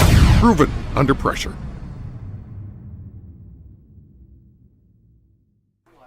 Welcome back as Von Tobel presents Game Night in the Region right here on the Region Sports Network. Von Tobel building better together. And you're watching the Hose Connections Halftime Report brought to you by Hose Connections on Kennedy Avenue in Hammond. Visit them on the web at HoseConnectionsInc.com. Hose Connections, proven under pressure. We are here for the 5A semi-state matchup between Merrillville and Fort Wayne Snider. And through two quarters in Fort Wayne, it's Snider ahead over the visitors 7-0. Jay, this has been a well-played defensive game. Both teams not giving up much, but it was the Panthers who broke through with a big play and then were able to punch it in. Yeah, you talk about big plays. You're talking about the IKORCC play of the game. That's the Indiana, Kentucky, Ohio Regional Council of Carpenters. They're a proud union home, and that came at 11. Right, oh, I'm sorry, that came at with 22 seconds left in the first quarter. That was from Billingsley to Jack Langus. A nice little play-action fake, sucked up the defensive backs on first down. Great job of calling a play-action on first down by Fort Wayne Snider's coaches. They bring them up. They just throw right over the top of them. Langus just runs straight down the middle of the field, wide open, gets tackled at about the 1 or 2 yard line, and then a couple plays later, Buchanan for Fort Wayne runs 2 yards, gets the score. Only scored a game that came at 11:06 in the second quarter. Other than that, we have not seen a whole lot of offense from either team in terms of big plays. We've had Merrillville get a couple plays, a couple series going down the field. Fort Wayne getting a couple series going down the field. It seems like they hit about the 35-yard line, and all of a sudden there's a brick wall by the defenses and nothing doing. Yeah, we saw a long passing play from Billingsley then to Austin Gainaway later in the second quarter, but then Merrillville did a good job forcing them to go away with no points. And we've seen that just a couple times where both teams start getting momentum downfield, but then the defenses really anchor down and force those stops. And how about Fort Wayne Snider on the fumble, on the punt? Right. And Merrillville gets the ball at the 12-yard line and settles up for a 35-yard field goal and nothing doing. So Merrillville had their chance as well inside the red zone. Other than those two times, nobody has really been in the red zone all this first half. Yeah, both defenses doing a great job. We saw Lucas Rohrbacher from Fort Wayne Snider with 10 tackles in that first half. He's been all over the field for the Panthers. Yeah, he's a sidelines-to-sidelines guy. He's not really a big linebacker, but boy, when he covers the ground and when he makes that hit, he's popping some helmets and snapping some heads back. He's 5'11", 195 pounds, so that's not a real big guy. But what he is he is sideline to side, and his lateral movement is great. And then when he does get to make that hit, he lowers the boom. And we've seen James Veal, the defensive end for Merrillville. He's been in the backfield a lot, forcing Billingsley to have to get out some quick throws, avoid pressure from those sacks. And we eventually did see the defense of Merrillville get that sack, bringing Billingsley down around the 50-yard line in the end of that second quarter. Yeah, and that was a huge play right there because you thought Snider had all that momentum after the big pass play. They had the ball about the 37-yard line. So we're talking about those 30-yard play, inside the 40 right there. And then all of a sudden they run a pass play, a bootleg, and Billingsley gets sacked and all the way back to midfield, and it was nothing doing from right there. And all of a sudden Snider put on the, hey, we're up 7-0. Let's just sit back, relax, and run a couple plays, run the clock down. Merrillville, I thought, should have used some timeouts. A little poor time management there. They had all 3 timeouts left. They could have probably gotten the ball back with about a minute. Decided not to use any of the timeouts there right before half, and then decided, once they got the ball, we're getting the ball to start the second half. Let's play conservative, and let's come out, regroup at halftime, and no big mistakes here on their end of the field. Let's come back and play for the second half. So I'm looking into that second half. What does Merrillville need to maybe tweak or modify in their game plan to try to get rolling here, put some points on the board? Well, one of the things that's working well for them offensively is they've been able to bounce the ball to the outside with their running game. And the second thing that's been working out well for them is that Rohrbacher sits and spies on the quarterback. So what that means is there is no middle linebacker dropping in the middle of the field. They went and attacked that spot once or twice so far. It's been real successful through the passing game. So they've got to protect Pope a little bit better, and 2, attack the middle of the field where Rohrbacher should be dropping, and he's not because he's spying on the quarterback. You're taking one man out of that zone defensively, dropping back and putting him at the line of scrimmage so they can throw into that spot where he's vacated, and they can take advantage of it. Again, but that all depends on whether or not Merrillville can stop that pass rush. They have not given Pope very much time throughout the game, and one of the big passes that they did hit was sort of like a tight end dump, wide receiver dump pass where Pope faked the dive, sucked the defensive lineman into the dive area trying to make the tackle, and then popped it right over them to Lewis for a big gain, and then that drive stalled as well. So both of these teams need to keep the momentum going offensively, and it just seems like they're playing through some tough defenses. And Billingsley, Pope, we've seen has done a good job of avoiding some of that pressure, but he can only do so much there when he is being chased after by multiple players. So he's just had to kind of just find the quick way out by just scrambling for a couple yards on some of these plays. As we are getting closer to halftime here, and we'll take a break, and we'll come back and give you some scoring updates. You are watching Game Night built by Von Tobel on the Region Sports Network, the only game in town. If you work with industrial, pneumatics, or hydraulics, and you're in need of maintenance or repair, you need the right connection. For over 20 years, Hose Connections in Hammond has been the premier leader in the hydraulics industry. Hose Connections is a one-stop shop for sales and service of pneumatics and hydraulics. Hose Connections continues to grow their network of industry contacts, which allows them to meet even your toughest expectations. To learn more, visit HoseConnectionsInc.com. Hose Connections in Hammond. Proven under pressure. Von Tobel is your locally owned building material supplier and design center. We have a department for every room in your home. Visit one of our 3 Northwest Indiana showrooms to see your options for kitchen cabinets, countertops, vanities, showers, flooring, decking, and more. Visit VonTobels.com for project inspiration and to request a free design consultation. Von Tobel, building better, together. Quintel Incorporated is a family-owned and operated company located in Northwest Indiana that specializes in the reconditioning, repair, and remanufacturing of heat exchangers. Since 1994, Quintel has been handling jobs of all sizes throughout the country. Equipped with the most modern technology and advanced tools, Quintel provides top-notch service. When you trust Quintel for all your needs, you'll get peace of mind and a finished job that exceeds your expectations. For more info about Quintel and the services they provide, visit quintel-inc.com. Four Seasons Mechanical proudly serves Northwest Indiana, providing quality, reasonably priced, reliable service. With a quality and comfort guarantee, the professionals at Four Seasons Mechanical offer a wide range of services in heating, ventilation, and air conditioning. Whether it's residential or commercial, Four Seasons Mechanical is there 24/7. To find out more, the website is fourseasonsmechanical.com or give them a call at 219-756-7020. Four Seasons Mechanical, your indoor air quality specialist. How far would you go to relive another Friday night under the lights? Well, lucky for you, you don't need to go that far at all. At Region Sports Network, we have a collection of over thousands of games, ranging from last week to the 1960s. Now, you can relive the thrilling victories, the heartbreaking defeats, and all the things that make Friday Night Lights so great. Talk to us here at RSN and help us remember the region.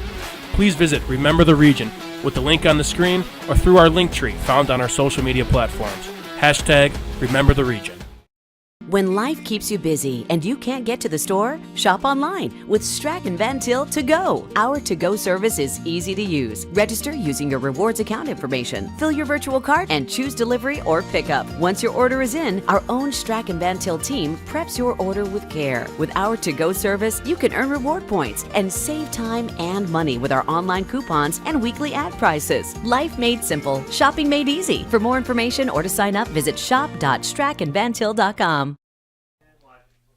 Welcome back as Von Tobel presents Game Night in the Region right here on the Region Sports Network. Von Tobel, your local building material supplier and design center. Visit vontobel.com to find out more. And you're listening to the Hose Connections Halftime Report brought to you by Hose Connections on Kennedy Avenue in Hammond. Visit them on the web at hoseconnectionsinc.com. Hose Connections, proven under pressure. As we get ready to take a look at some of the other scores here in the semi-state matchups, this scoreboard update is brought to you by Strack & Van Til. Strack & Van Til, your favorite Indiana-made grocery store. And here we go. We got Crown Point 0 with Westfield 0, and that is at the half. Oh, I'm sorry. We got a scoring update. 7-0 Crown Point Bulldogs. Here we go. Center Grove 10, Ben Davis 7. The team that is going to be playing the winner of Bloomington and Decatur, Bloomington South 17, Decatur 6, East. Oh, I'm sorry. 17 Decatur. Oh, we got a flip on that score. Sorry about that. We've got Decatur 17, Bloomington South 6. As we get ready to kick off here, we'll get to more of those scores after we get the kickoff, the Quintel kickoff in. As we get ready for another Quintel Incorporated kickoff here, handling jobs of all sizes throughout the country since 1994, getting ready to start the third quarter. Fort Wayne Snider in their black uniforms with yellow numbers kicking off to Merrillville wearing the white uniforms with purple helmets, purple numbers on the front and back. As the Pirates looking to start with the ball here, Javion Gillis, Zamari Martin, and Dermont Beauregard both are all three back as we get ready for The starting lineup sponsored by our friends at Gladish Law Group. Gladish Law, they're here to help. Action, not words. This one skips back to Martin. He tries to bring it up. He is twisted down right around the 23 as those Gladish Law Group starters meet the Merrillville offense. Dante Pope leads things at quarterback with Trey Stevens in the JQ Johnson in the backfield. Derek Nelson at H-back. Rhinell Lewis, Zamari Martin, and Dermont Bogard will make up the receivers, while Sean Hicks leads the offensive line at center. Jaden Swanson, Jordan Sanders, Deshaun Rule, and Quitman Ireland compose the rest of that O-line. They'll be going against the Snider defense, led by Isaac Cruz, Will Kesso, Adam Blakey, Landon Fry, Anthony Hernandez, Lucas Rohrbacher, Matt Nearson, Jamarion Kolabati, Brandon Logan, Alan Bolden, and Ethan Pierre-Lewis. On the first play, it's a handoff to Johnson, and he gets forward that's Pope on the keeper. He moves forward for a couple yards there. Gladish Law, you can visit them at dladishlaw.com or call 219-838-1900. Yeah, nice job right there. Pope making something out of nothing. Got about 3 yards, so it's going to be 2nd down and 7 here as Merrillville tries to get some points on the boards, being shut out in the first half. Pope hands it off to Johnson. He jukes forward to the right side. He is brought down by a big hit near the Merrillville sideline, right near the original line of scrimmage. That'll bring up about 3rd and 6 here. Yeah, that was Landon Fry, number 44, coming out of his linebacker position. Laid the wood out there and gave him a big pop. It's going to be 3rd down and a big conversion for the Merrillville Pirates at 3rd and 6 with 10:53 left in this 3rd quarter. So now Merrillville trying to maximize this, starting the second half with the ball. Here on 3rd and 6, Pope, the lone man in the backfield, 5 wide for the Pirates. Pope's looking down the pass, throws it, it's tipped, and it pops all the way to the 50, incomplete. One of the linebackers got a paw on it, and it went right up in the air. But it was... It looked like that was number 44 again. Landon Fry at his linebacker position just got a hand up and knocked that ball way up in the air. And, yep, right there, he made that nice play, got his paw up and knocked it up in the air. Well, that one luckily did not get picked off by Fort Wayne. That would have been a bad turn of events for the Pirates. Pope was looking for Zamari Martin, as now it's punted away by Wiggins. This one sailing to the 39-yard line where Kolabati will try to return it. He breaks out of one tackle, keeps moving, crosses over the 50, goes on the right side, twisted out of bounds at the Merrillville sideline, right about the 46-yard line. So a big punt return by the Panthers. Yeah, nice job returning right there for the Panthers. Had the wedge set up, got into the tunnel a little bit, and what I mean by that is he's got a wedge line of blockers and the hash mark and got in between the hash mark and the sidelines and was able to get in there and make a big gain. So that will bring Billingsley and the rest of the Panther offense onto the field. Kieran Billingsley leading the way at quarterback for the Panthers in the first half. Had that big passing play to Langus, his tight end, is looking to try to put 7 more points on the board. For his team, they will bring Rohrbacher on the field as a fullback. He's lined up to the right of Billingsley. He takes a snap, hands it off to Buchanan, but it is Veal in the backfield with a big tackle for loss. He throws Buchanan down. Wow. And then looks over at the Fort Wayne Snider sideline. Yeah, nice play right there. It looked like Veal was in the huddle. He got there right at the mesh point between Buchanan and Billingsley and just threw him down. Great job on 1st down. It's going to be 2nd down and 13. And Merrillville has got to keep this pressure up in the backfield. And we mentioned in the halftime that Veal has been all over this backfield for Merrillville. It's a low snap to Billingsley. He fakes the handoff. He's looking down a pass, throws it near the sideline. It is broken up, incomplete. One of the... Number 11. For the John Peters, the cornerback, the junior for Merrillville, did a good job breaking up that pass. And good job not pass interfering right there. He put his hand out, came through the receiver, and knocked the pass down. So big play right there. It's going to be 3rd down and 13. Again, Merrillville needs to come up with a big stop right here. Fort Wayne Snider has the ball at the Merrillville 49-yard line. It'll be 3rd and 13 here, so the Pirates looking for a big stop. So on that last play that Billingsley was looking for Boston Conley. So here's the 3rd down play. Billingsley's back to pass. He gets it to his man, Conley. Conley hit hard by Peters. Peters just kind of hitting him up high with the arm and then throwing him down. Yeah, got him right across the shoulder pads. good job. Billingsley looking it's like, hey, wait a minute. It looked like he got a face mask, but he grabbed his shoulder pad right in the front, right by his face mask, and threw him down. So that will keep the Panthers short here as Billingsley, deep in his drop, had to throw it. The throw landed right around the 45-yard line, and then the Pirates quick to stop that one. So that brings the punt team onto the field for the Pirates, and Wennemer lets it float down to the 11-yard line where it takes its first hop. It keeps rolling. The Gunners get down there, and looks like they get there at the 1-yard line, inside the 1. Wow. Great stop right there. Great job of punt coverage. It looks like he just marked the ball at the 1-yard line. So the Merrillville Pirates going to have a major test coming up for them right here. Going to have to go 99 yards to hit pay dirt with 9:01 left in the third quarter. Number 83, Alan Bolton, doing a good job of hustling down there and preventing it from getting inside the end zone. Stopping it, right inside the 1, throwing it back, and then the Pirates were able to the Panthers were able to down it. And so now the Pirates have to go the length of the field here. 1st and 10 inside the 1 with 9 minutes to go here. They trail 7-0. They bring some extra protection out there for Pope as he tries to draw the Panthers off sides. They don't jump. Now they bark out the extra orders. Johnson in the backfield with Pope. Again, tries the hard count. And now it looks like the Pirates are going to take a delay of game penalty. It's half the distance, so they're going to move them back about 6 inches. Even further inside the 1-yard line now. Interesting call. Yeah, I mean, try to get the Panthers to jump off sides, move you up 5 yards, but would have thought they'd still have some urgency trying to get that play off. Right.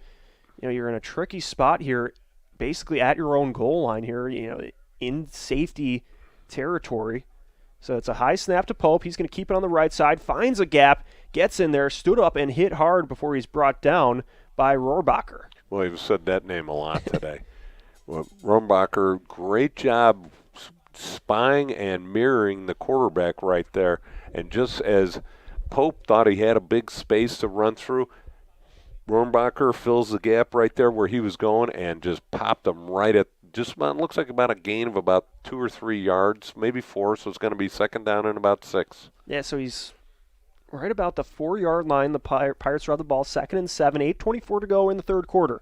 Pope hands it off to Johnson. Johnson rumbles forward near the 5. There's a whole pile. The Pirates try to push it forward before eventually he's toppled over.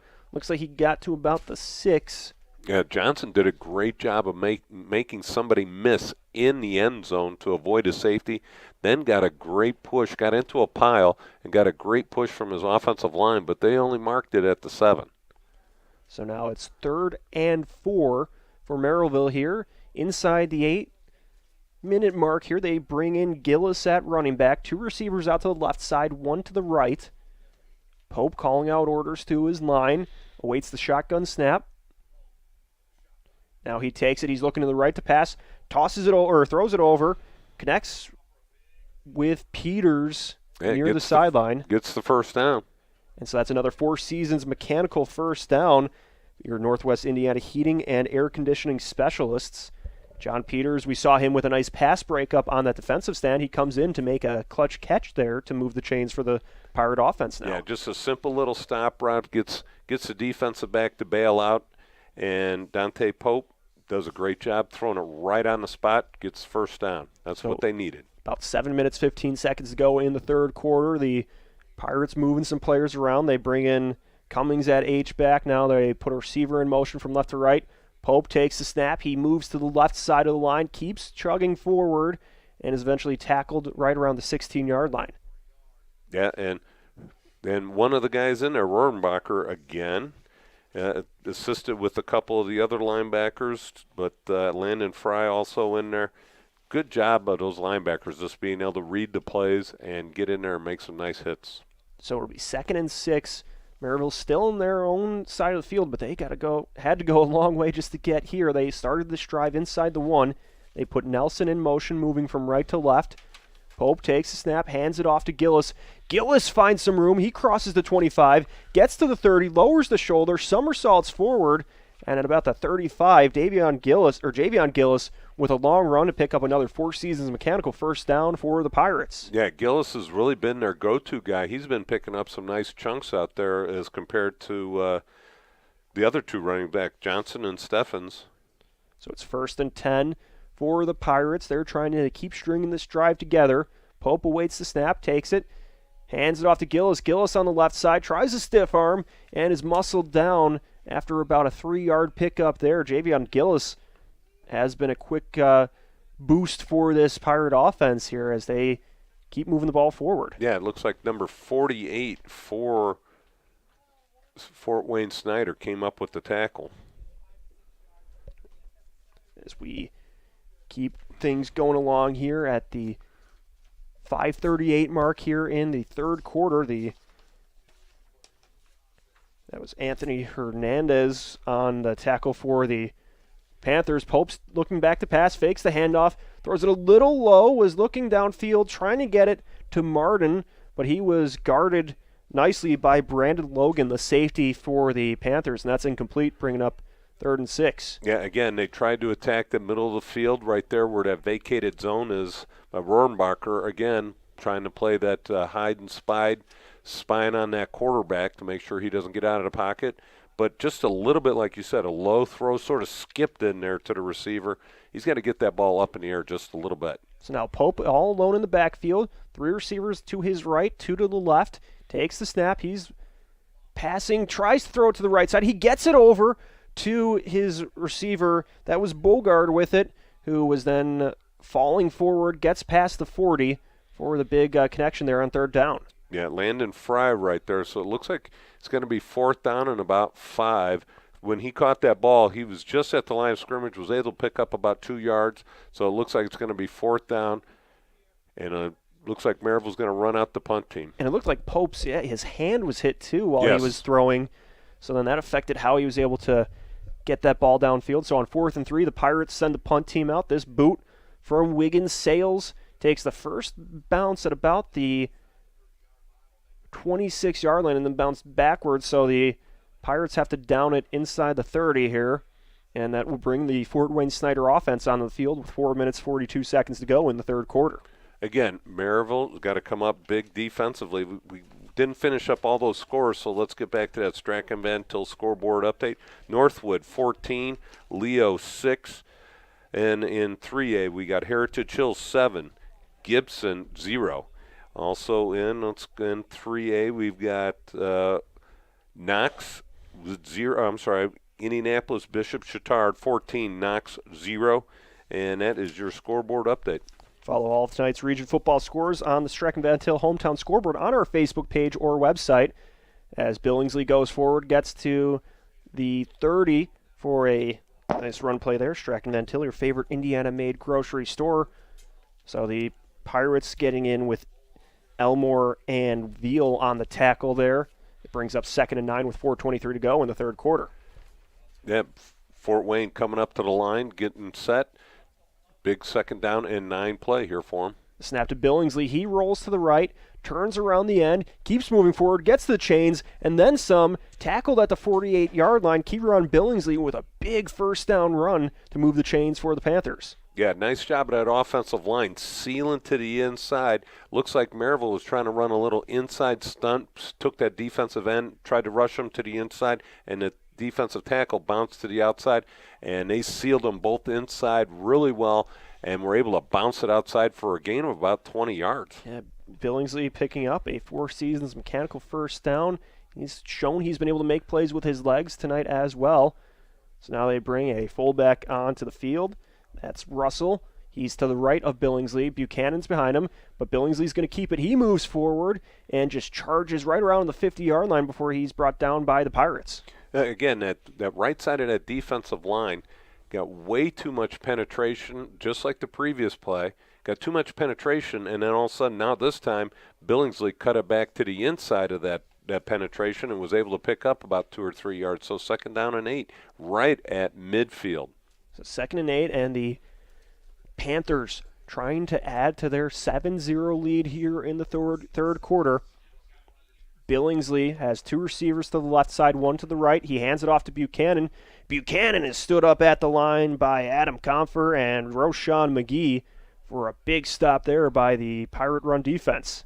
And we got another scoreboard update, Strachan Van Til scoreboard update. Crown Point 10 and Westfield 0 in the third quarter. So Strachan just at the end of the second quarter. I'm sorry, with a minute left in the second quarter. I keep thinking we're on the same time with those guys, but we started a half an hour early. So Strachan Van Til, your shop online for delivery or curbside pickup at strachanvantil.com. On 3rd and 8, Billingsley has to roll to the left side, gets to the 40, and before he is thrown out of bounds by the Pirates, Warren Brown there with a big hit. But Kieran Billingsley doing a good job of evading pressure and getting upfield. Yeah, Billingsley did a nice job. It looks like James Veal from his defensive end position, again, went on an inside stunt. They had the defensive tackle trying to keep contained, and there's no way defensive tackle is going to be able to keep up with Billingsley. Billingsley just outruns him and picks up another first down. Another Four Seasons mechanical first down, and now it's 1st and 10. The Panthers in the I formation. They hand it off to Buchanan. Buchanan charges forward at the line, leans forward, but shoulders off a hit from Veal, who again stares down that Fort Wayne Snider sideline. He's playing with some energy tonight. Yes, he is. He's out there fired up, but a couple times with some defensive play calls, they have taken him out of the play. They've been doing some twisting and stunting inside, and they've been taking him to the inside and putting that defensive tackle on the outside, so they twist those guys and they switch positions, and this time Veal stayed home and made a big hit right there. Good job. Buchanan picked up about a yard there, so it's 2nd and 9 with a minute 37 to go in the third quarter. They bring Rohrbacher as fullback on play action. Billingsley keeps the ball. He keeps juking forward, crosses into the 20, and is brought down just shy of the 15. So Kieran Billingsley picks up a nice first down run for the Panthers. And that play was all set up by Rohrbacher, going out there and making the block, and it looks like they're going to get him for a hold because he made a great block on Veal. Veal came straight up the field, and Rohrbacher apparently got his hands all on him, and looks like they're going to call for a holding. So it's going to bring that big run back. That's a huge play for the Pirates. And we haven't seen too many penalties on either side. We saw the Pirates have a costly hold on their side back in the first half that kind of... they're calling a legal procedure. Declined. And now they got the holding penalty. So both teams hit with a penalty there. So they're both on the offense, so they're going to take the ball back with the holding. It's going to take them back to the 46-yard line. So the Pirates will gladly take that. Yes. As that takes away that big run from Billingsley. And now they get that second opportunity on 2nd and very long here. Yeah, it looks like they're calling a timeout here, so we'll take one with them. We'll step aside as well. You're listening to Game Night built by Von Tobel on the Region Sports Network, the only game in town.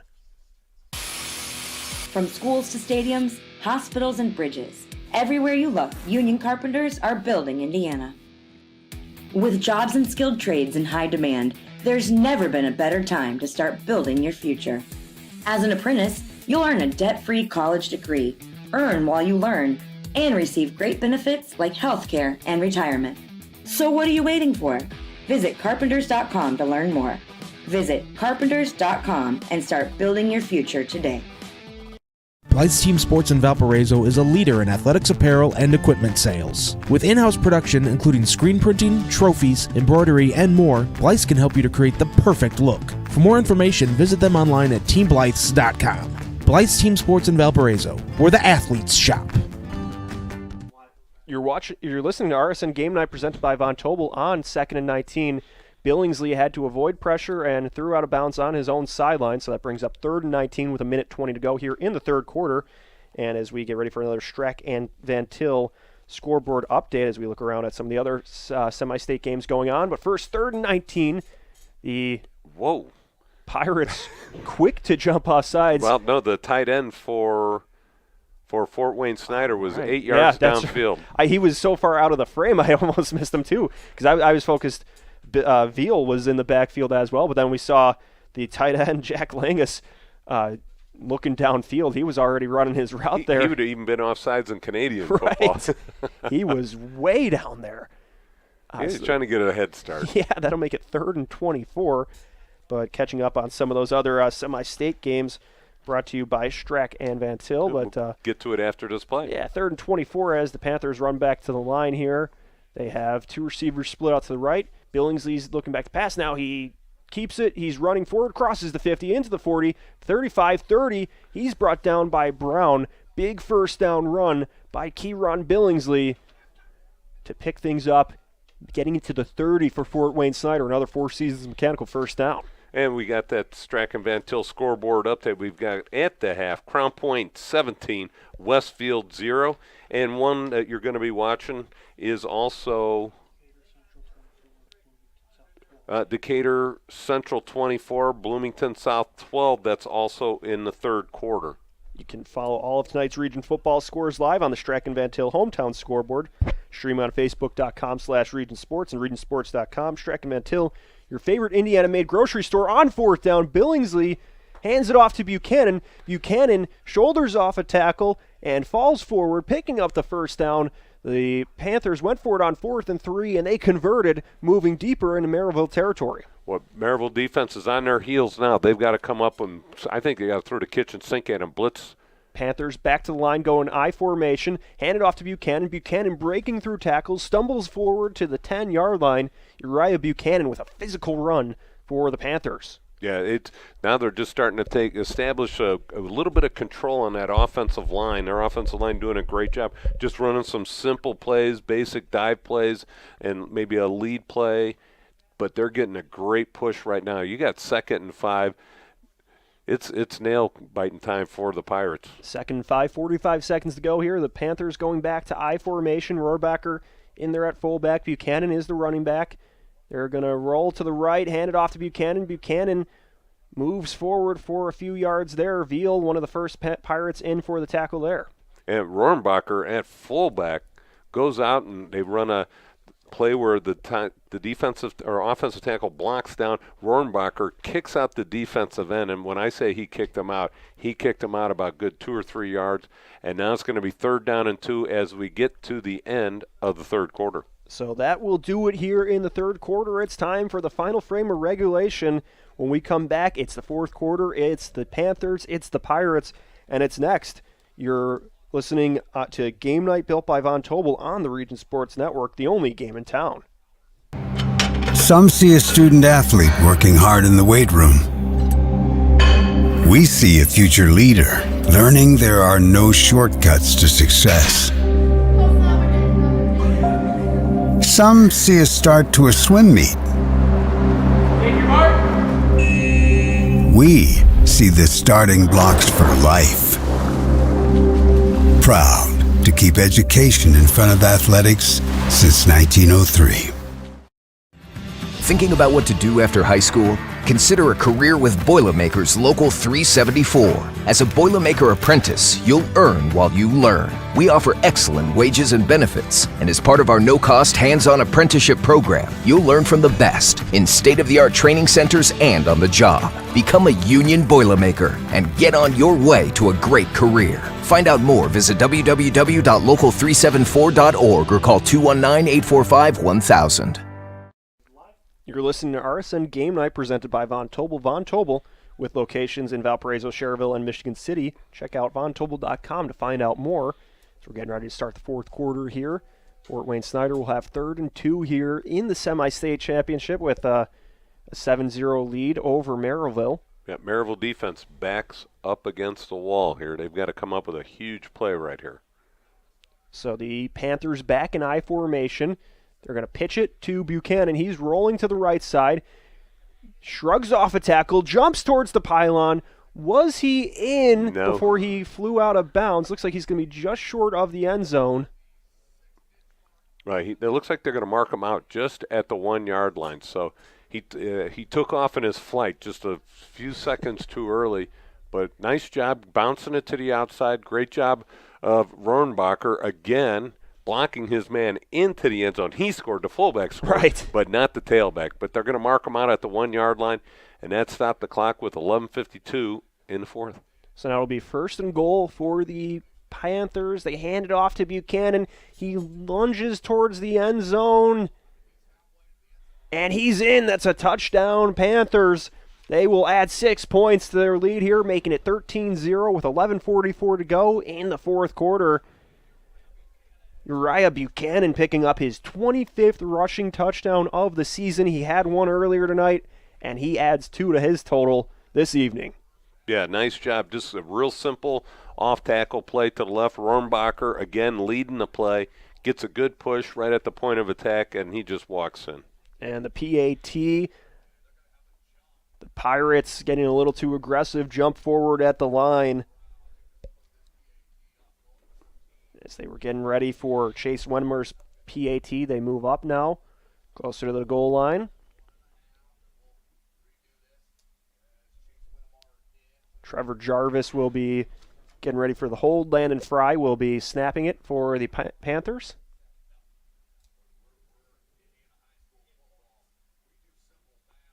So here's Wenmer's PAT after he gets the snap from Fry. It's up, and it will go through the upright, so that will make it 14-0 Panthers with 11:44 to go in the fourth quarter. The Pirates offense will need to put an answer when we return. You're listening to Game Night Built by Von Tobel on the Region Sports Network, the only game in town. If you work with industrial, pneumatics, or hydraulics, and you're in need of maintenance or repair, you need the right connection. For over 20 years, Hose Connections in Hammond has been the premier leader in the hydraulics industry. Hose Connections is a one-stop shop for sales and service of pneumatics and hydraulics. Hose Connections continues to grow their network of industry contacts, which allows them to meet even your toughest expectations. To learn more, visit HoseConnectionsInc.com. Hose Connections in Hammond. Proven under pressure.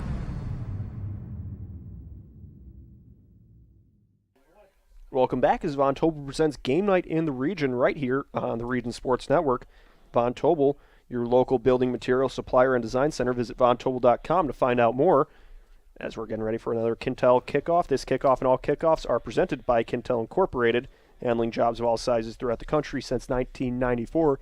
This comes after the Fort Wayne Snider Panthers picked up 7 more points on a rushing touchdown from Uriah Buchanan to make it 14-0. Doubling their lead over the Merrillville Pirates. Yeah, Uriah Buchanan, the only person to get into pay dirt today with the ball. All right, he's up there.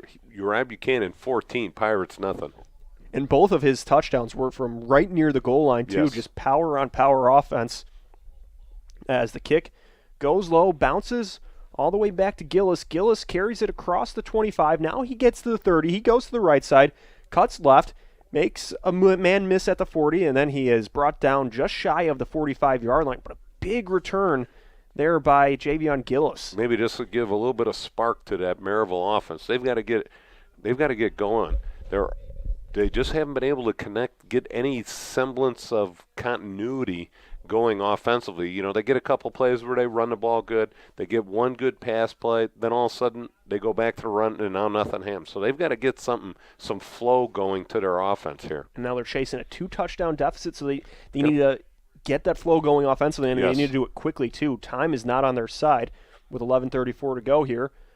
Pope takes a snap. He's dropping back to pass, scanning the field. He throws it to the right. His hand might have gotten hit again. We've seen that happen earlier where the Panthers were just kind of able to slap his arm, as there's also a flag in the backfield. Looks like it's going to go against the Pirates here.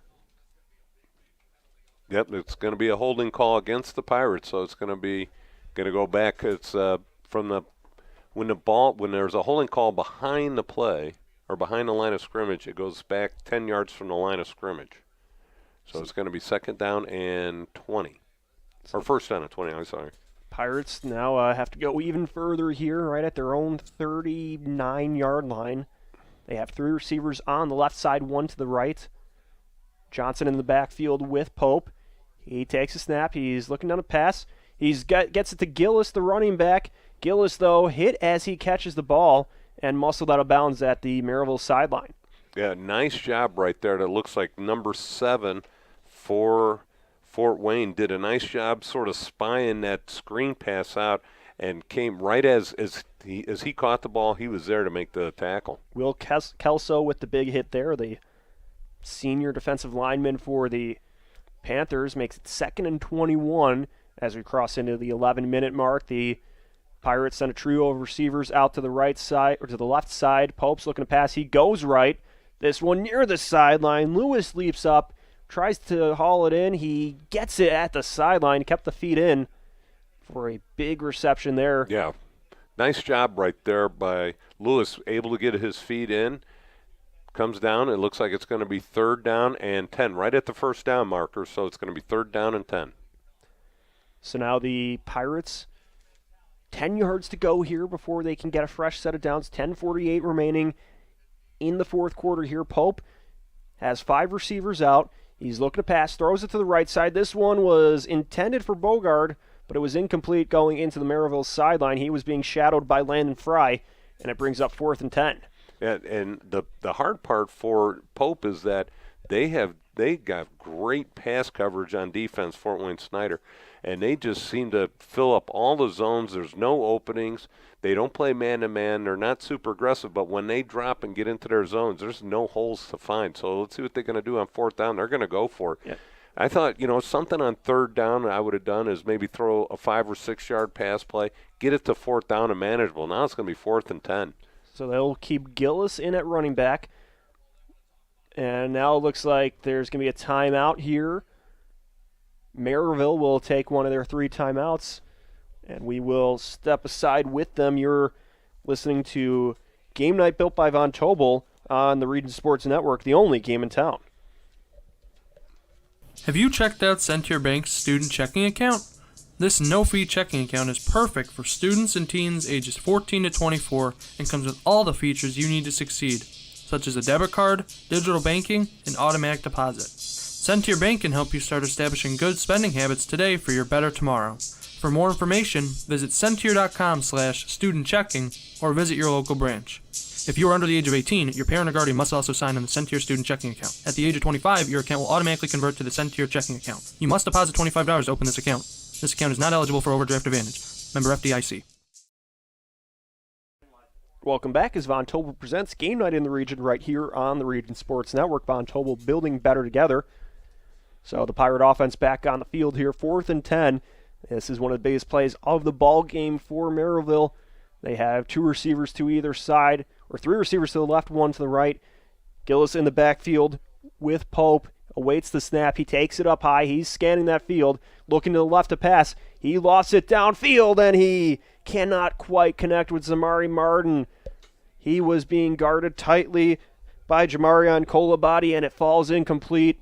And the Merrillville offense will have to vacate the field, bringing Fort Wayne Snider back onto the field. Yeah, Zamari Martin. It looked like that might have been a catchable ball. It looked like he tried to extend his hands out over the ball and just wasn't able to come up with it. But that's a gutsy pass. He was right through his hands. He just, that's a tough catch, though, right over the top of your head. And the other part was Dante Pope had 2 guys draped all over him, throwing it with a lot of pressure on him. So he had to just hurry up and get rid of that one, not to take the sack. But on 4th down and 10, my problem was what they did on 3rd down. Right. I thought they should have ran something a little bit shorter, quick out, quick hitch, something like that, set up a 4th down and 5. So now the Panther offense in I formation. They hand it off to Buchanan. Buchanan finds some room on the right side, breaks through 1 tackle, and then floats forward for another couple yards after that first hit and gets a big run play on 1st down. Yeah, Buchanan just really taking advantage of how well their offensive line is blocking. They seal to the inside. The fullback kicks out the linebacker coming up, and they just do a great job. Picks up a nice gain on 1st down. 2nd and 5 now with just over 10 minutes to go in the 4th quarter. The Panthers drive it into Merrillville territory now. Even further into it at the 39, they're back in the I. 1 receiver to the left side. They hand it off to Buchanan again. Buchanan breaks through the right tackle. He's got space at the 20, 15, puts his arm in the air as he crosses over the goal line, and he's into the end zone. Touchdown, Panthers. Uriah Buchanan with his 3rd rushing TD of the ball game makes it 20-0 for the home team. Yeah, Buchanan just ran a simple dive play, ISO play with the lead fullback right in front of him. Just goes down the field. Looks like that Merrillville defense just is wore out there, and he just busts it right there, untouched for the touchdown. Yeah, it really looked like the Panthers kind of figured out what has been working here, and it's been that power run game as they get ready for the PAT here. The snap, the hold, it's all good, and the kick is through the uprights. A flag is thrown, though, after the kick. We'll get that sorted out. It was after the kick had already gone through the uprights when the official threw his penalty flag, but that if that still holds, it's a 21-0 lead for Fort Wayne Snider here with 9:47 to go in the fourth quarter. Yeah, that touchdown run was a 38-yard run, and that came with 9:47 left in the fourth quarter. But you know what? And you think about Buchanan did a great job right there, but also his fullback there, Kayvon Russell, number 30, lit the linebacker up that was in the hole, kicked him out, and then he just ran down the field untouched. Big turn of events there. I mean, 2 scores within the last couple minutes. The previous score came at 11:44 in the fourth quarter, and now at 9:47 in the fourth quarter, Buchanan scores again. That's his 3rd touchdown of the night. And that's of his 3 touchdowns. That's the first one that wasn't right near the goal line, too. This one he really had to work for as he just got that big burst, got through the pile at the line of scrimmage, and then just kept firing upfield for a long run. Well, stay with us after the game. We'll name the Proud Union Home Play of the Game, presented by IKORCC. Build your future with IKORCC, and that came with a 39-yard run by Buchanan, and that came at 9:47. And it looks like the penalty was on Merrillville, so they're going to be kicking off from the 45 of the Pirates, a personal foul on the Pirates. This is another Kintel kickoff. This kickoff and all kickoffs are sponsored by Kintel Incorporated, handling jobs of all sizes throughout the country since 1994.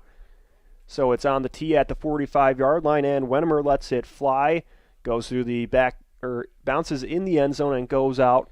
So it's a touchback, and that will bring the Merrillville offense onto the field, trying to put some points on the board here. They trail 21-0 with 9:47 to go here in the fourth quarter.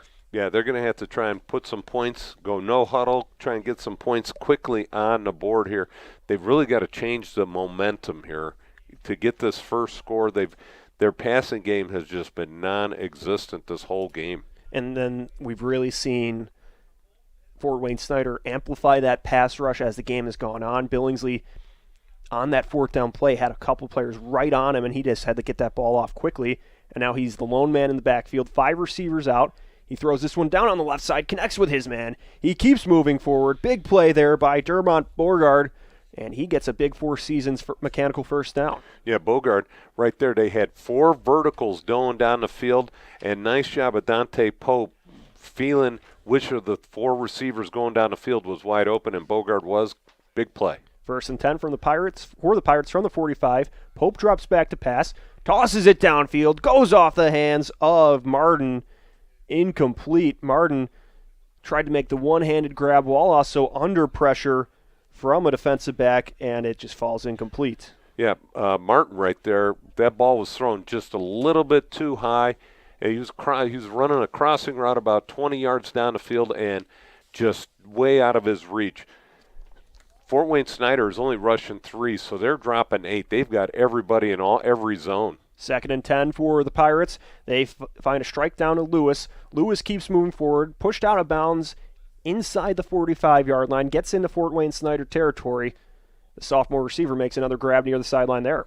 And that's a first down for the Pirates. Lewis does a nice job, a little hitch route to the outside. You're not going to get a lot of points doing it that way, but they keep the chains moving. That first down was brought to you by 4 Seasons Mechanical in Merrillville. Visit them on the web at 4seasonsmechanical.com. 1st and 10, 9:26 to go in the fourth quarter. Pope drops back. Now he moves forward, crosses over the 40, lunging towards the sideline. A flag is thrown as he is tackled just shy of the Merrillville sideline. There's 4 flags thrown. Right. Every one of the officials threw that flag, and it looks like it was a blindside block, a play they're trying to get rid of on a football. And I understand it because there's a lot of big hits, a lot of people getting hurt with those blindside blocks. And it looks like that's what Merrillville's going to get caught right there. So that's what Merrillville can't afford to have right now, is taking one of those penalties. We saw that in the first half where Pope had a long run and then it was negated by a holding and had to move things back. So when Pope's able to avoid some of that pressure from Fort Wayne, that can be deflating, as he made some out of nothing there and then has to take it back. Yeah, and it's going to be from the spot of the foul, but it's going to be a 15-yard penalty. So that was on number 12 of the Pirates, Martin right there. So it's going to be first down and 19. So with 9:14 to go here, the Pirates snapping it from their own territory on their own 48. It's back to Pope. He drops back to pass. He throws that one down, was trying to get it to Martin, but it was just a little bit shy. He was actually looking for Bogard there, but it was a little low. There was a man on him too, and it's going to be incomplete, bringing up 2nd and 18. Yeah, the passes he's been throwing over the middle of the field really have either been way too high or way short. It seems like he's feeling pressure that's not there. Right now, Fort Wayne's only rushing 3 guys, so they're not really getting to him as compared to before when they were rushing 4 and 5. 2nd and 18 for the Pirates. Pope once again passing, lone man in the backfield. He is wrapped up and brought down by Adam Blakey, bringing him down at the 45-yard line for a loss. Big play there for the defensive end, picking up the sack. Yeah, nice job. Again, only rushing 3, but they put the left tackle on an island against Blakey by himself, and Blakey was able to out-push him and get into the backfield for the sack. That'll make it 3rd and 21 now, so the Pirates need to get something going to get it closer to a first down here. They are trailing 21-0 with 8.5 minutes to go in the fourth quarter. They bring in Gillis at running back, 1 receiver to the right, 3 to the left. It's a snap to Pope. He's dropping back to pass. He's looking to that left side. Jukes out of 1 tackle, keeps moving to the left, pointing downfield. He's going to tuck it and run at the 50. Jukes stutters, but he stops his momentum and allows Blakey to catch up to him and brings him down at the 50. Yeah, Blakey comes from behind. Good hustle coming from his defensive lineman spot, and then Pope tries to make a move, freezes for a second, and then gets hit from behind. You never want to freeze on that field. Right, that little hesitation was all it took for Blakey to get back in there. Oh, we got a penalty on the play as well. So it was holding on the Pirates. That once again hurts them. Yeah, it looks like the left tackle, Ireland, kind of wrapped around and twisted his man. And that will back up the Pirates once again. So the penalty's really hurting them on this drive. It's 3rd and 31 now with 8:09 to go in the fourth quarter. They are all the way at their own 35-yard line. Yeah, this drive has gone back to where they started, basically. Yeah, they have a ways to go now on 3rd down. 3 receivers to the left side, 1 on the right. That's Lewis. The snap to Pope. He's looking right. Pumps. Keeps scanning. Looks left. Now he's going to keep it again. He takes it for himself. He trips up at the 45-yard line, stumbles, gets to about the 47, but he had more left. And there's another flag on the Pirates, another hold. I mean, at one point, don't you just decline this? Yeah, right. Unless they're going to end up in the end zone here. They're trending that way at this point, but still the Pirate offense now just really needs a miracle here on 3rd and very long. Yeah, they're spinning their wheels and going in the wrong direction. They will be all the way back at their own 25-yard line now. 7:11 remaining in the fourth quarter. 3rd and 41 for Merrillville. I've never seen that before. Yeah, that's a first. I mean, they'll just have to go into probably a deep passing game type of look here with 3 receivers on the left side. Snap to Pope's a little high. He hands it off to Gillis, and Gillis keeps moving, crosses the 40, crosses the 45, falls forward, and is eventually tackled at the 48. So he got a big run there as the Fort Wayne Snider defense was dropped back. Yeah, good call right there. Something real simple. You got a soft coverage going down the field. Why try and thread the needle here? It looks like you got about 4th and about 20. So now the Pirates keep the offense on the field. 4th and 19. The snap to Pope. He's rolling right in the passing look. Jukes and just steps out of bounds behind the line of scrimmage.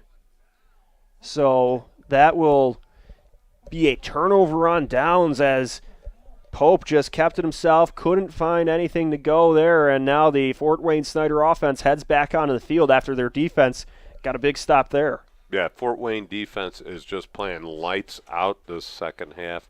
Well, actually, the whole game they've been playing great. And nowhere for Pope to go. Looked like he was trying to run a quarterback draw. Yeah.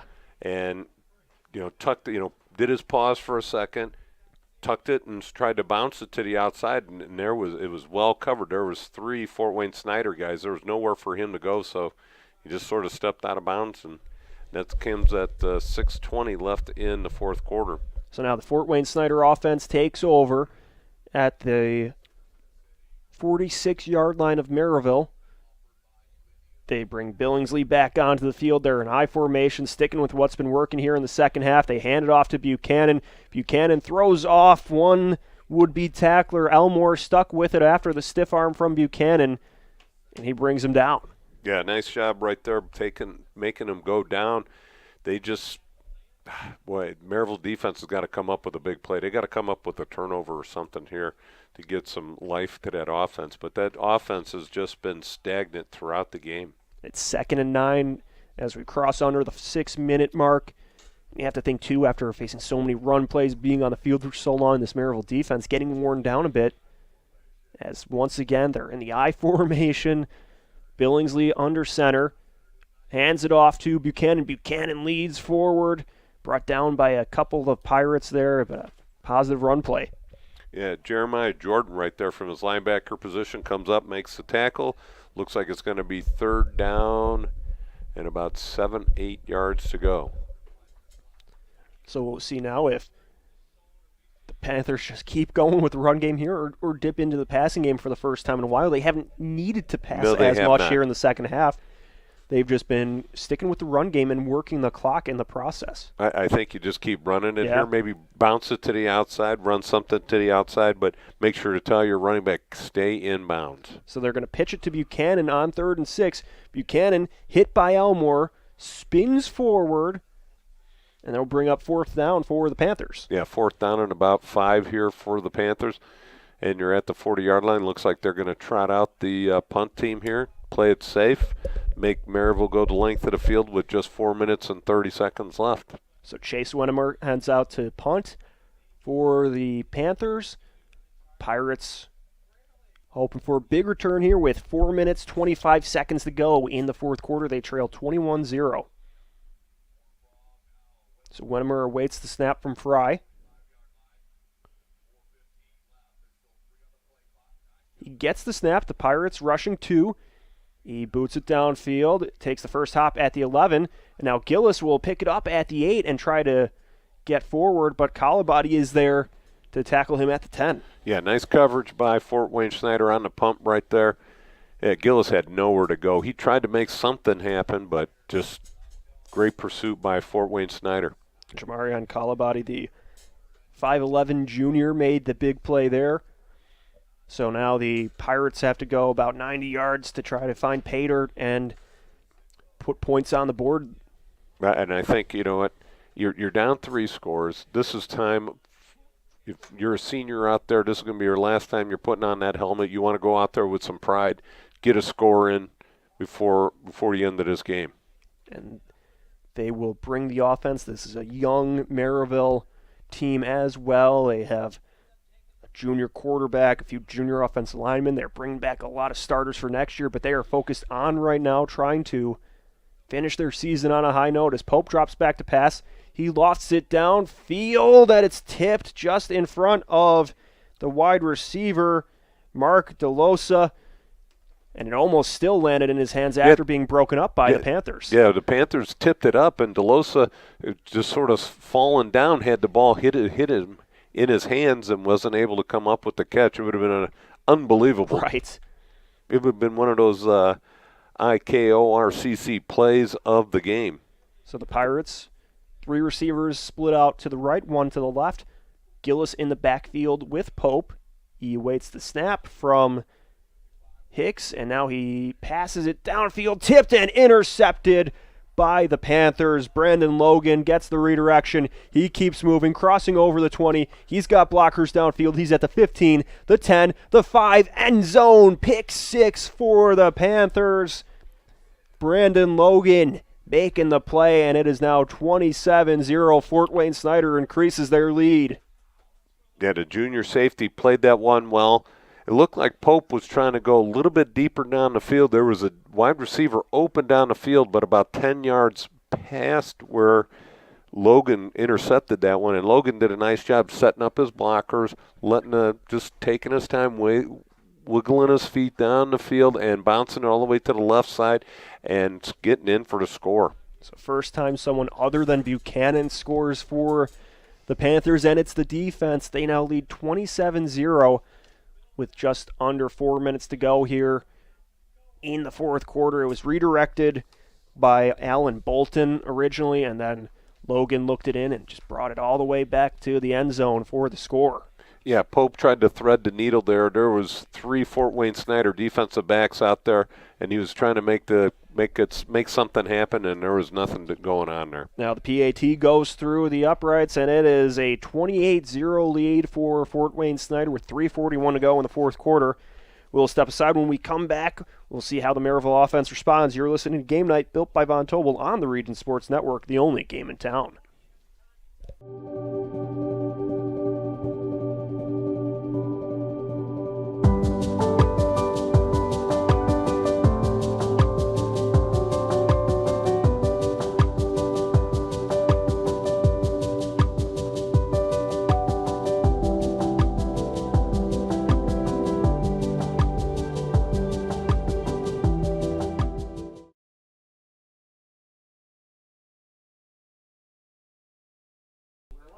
You're watching RSN Game Night presented by Von Tobel. Von Tobel building better together as we now take a look at some of the other semi-state games going on as we get ready for a Strachan Van Til update.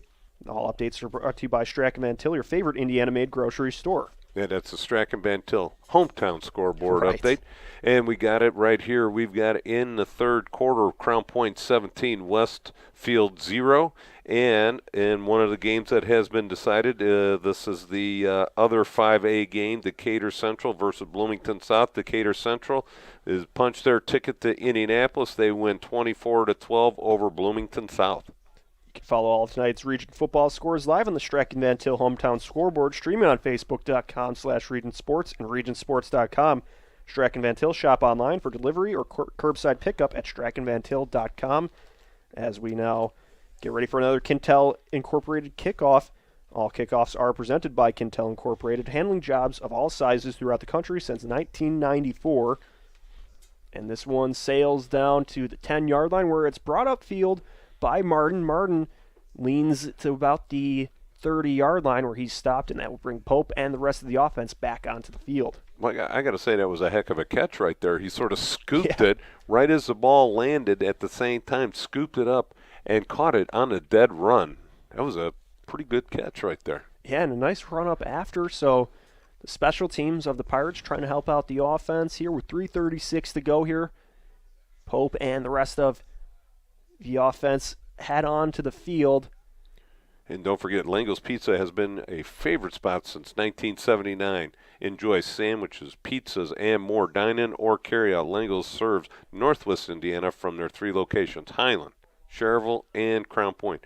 Order online at langos.com. Lango's Pizza, the official pizza of the Region Sports Network. Pope with 2 receivers to either side, hands it off to Gillis.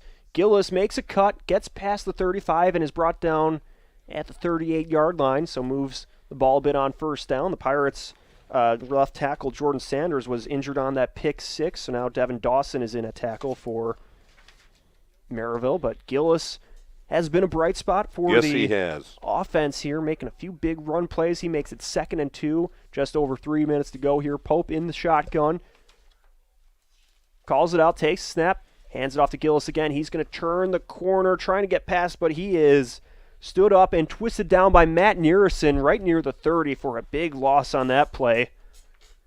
So the Fort Wayne Snider defense gets a huge stop.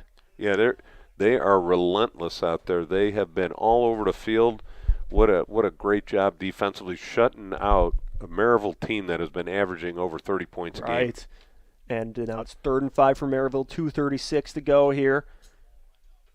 Just trying to get across midfield, get towards the end zone.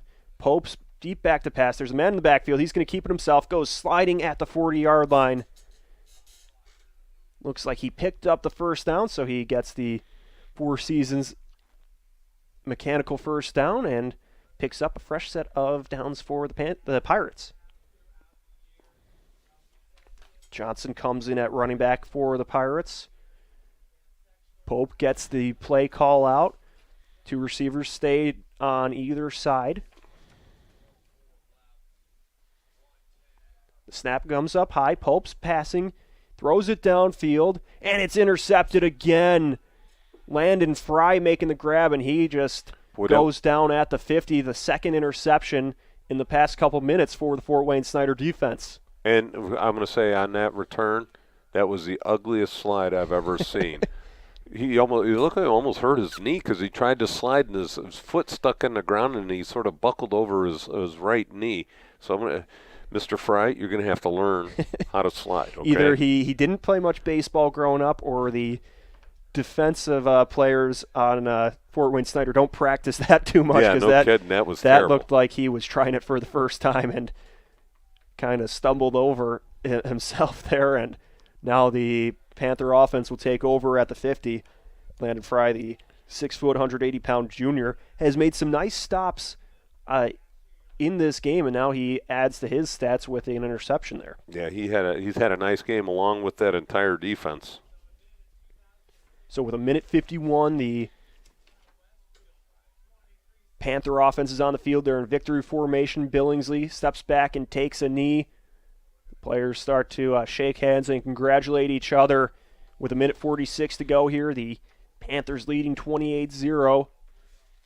I'm just going to see a couple more kneel downs, and the Panthers will be on their way to the state championship with a big win here in semi-state against Merrillville. Yeah, don't forget we got some awards to hand out after the game. We will be handing out a couple of these, including the Crowell Company's Lantern Man Superhero of the Game. Crowell Company's the Business Professionals, as well as the Boilermakers Local 374 Blue Collar Player of the Game, brought to you by Boilermakers Local 374. Earn while you learn with Boilermakers Local 374. And the last one will be the Proud Union Home Play of the Game, presented by IKORCC. Build your future. Learn more at IKORCC.com. Another kneel down with 49 seconds, and the Panthers just a few seconds away from officially punching their ticket to the state championship next week in Indianapolis.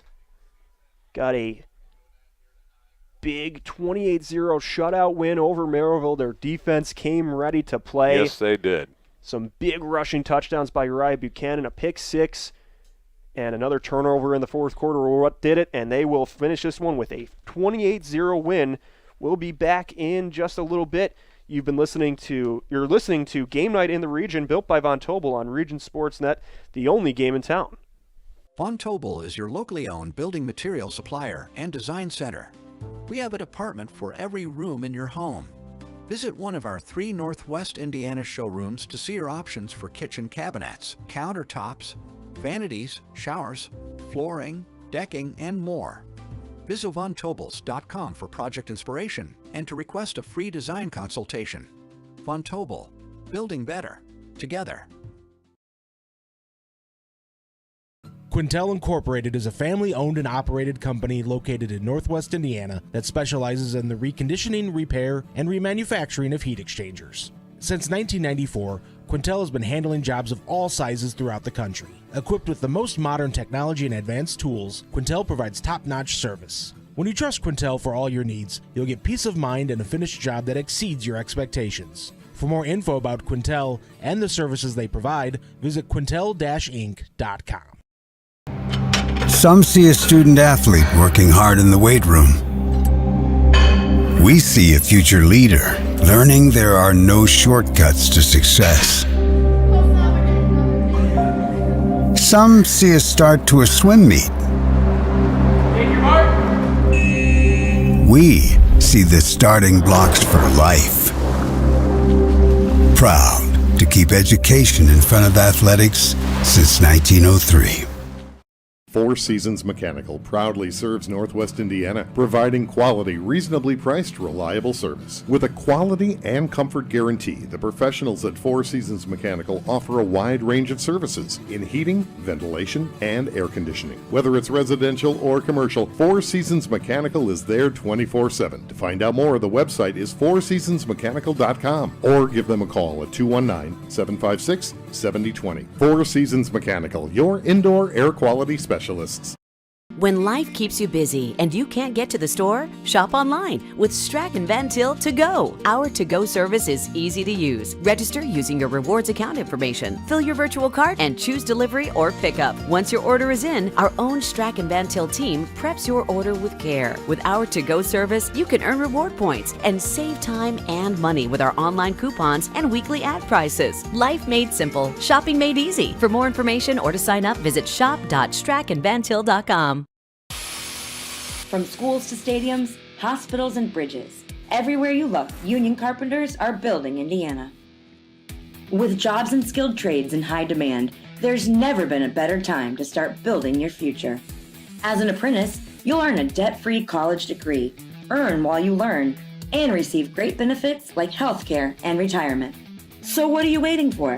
Visit carpenters.com to learn more. Visit carpenters.com and start building your future today. Thinking about what to do after high school? Consider a career with Boilermakers Local 374.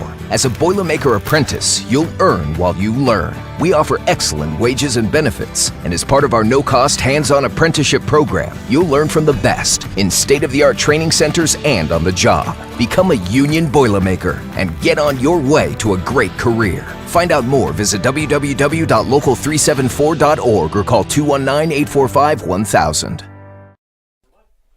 Welcome back as Von Tobel presents Game Night in the Region right here on the Region Sports Network. Von Tobel, building better together.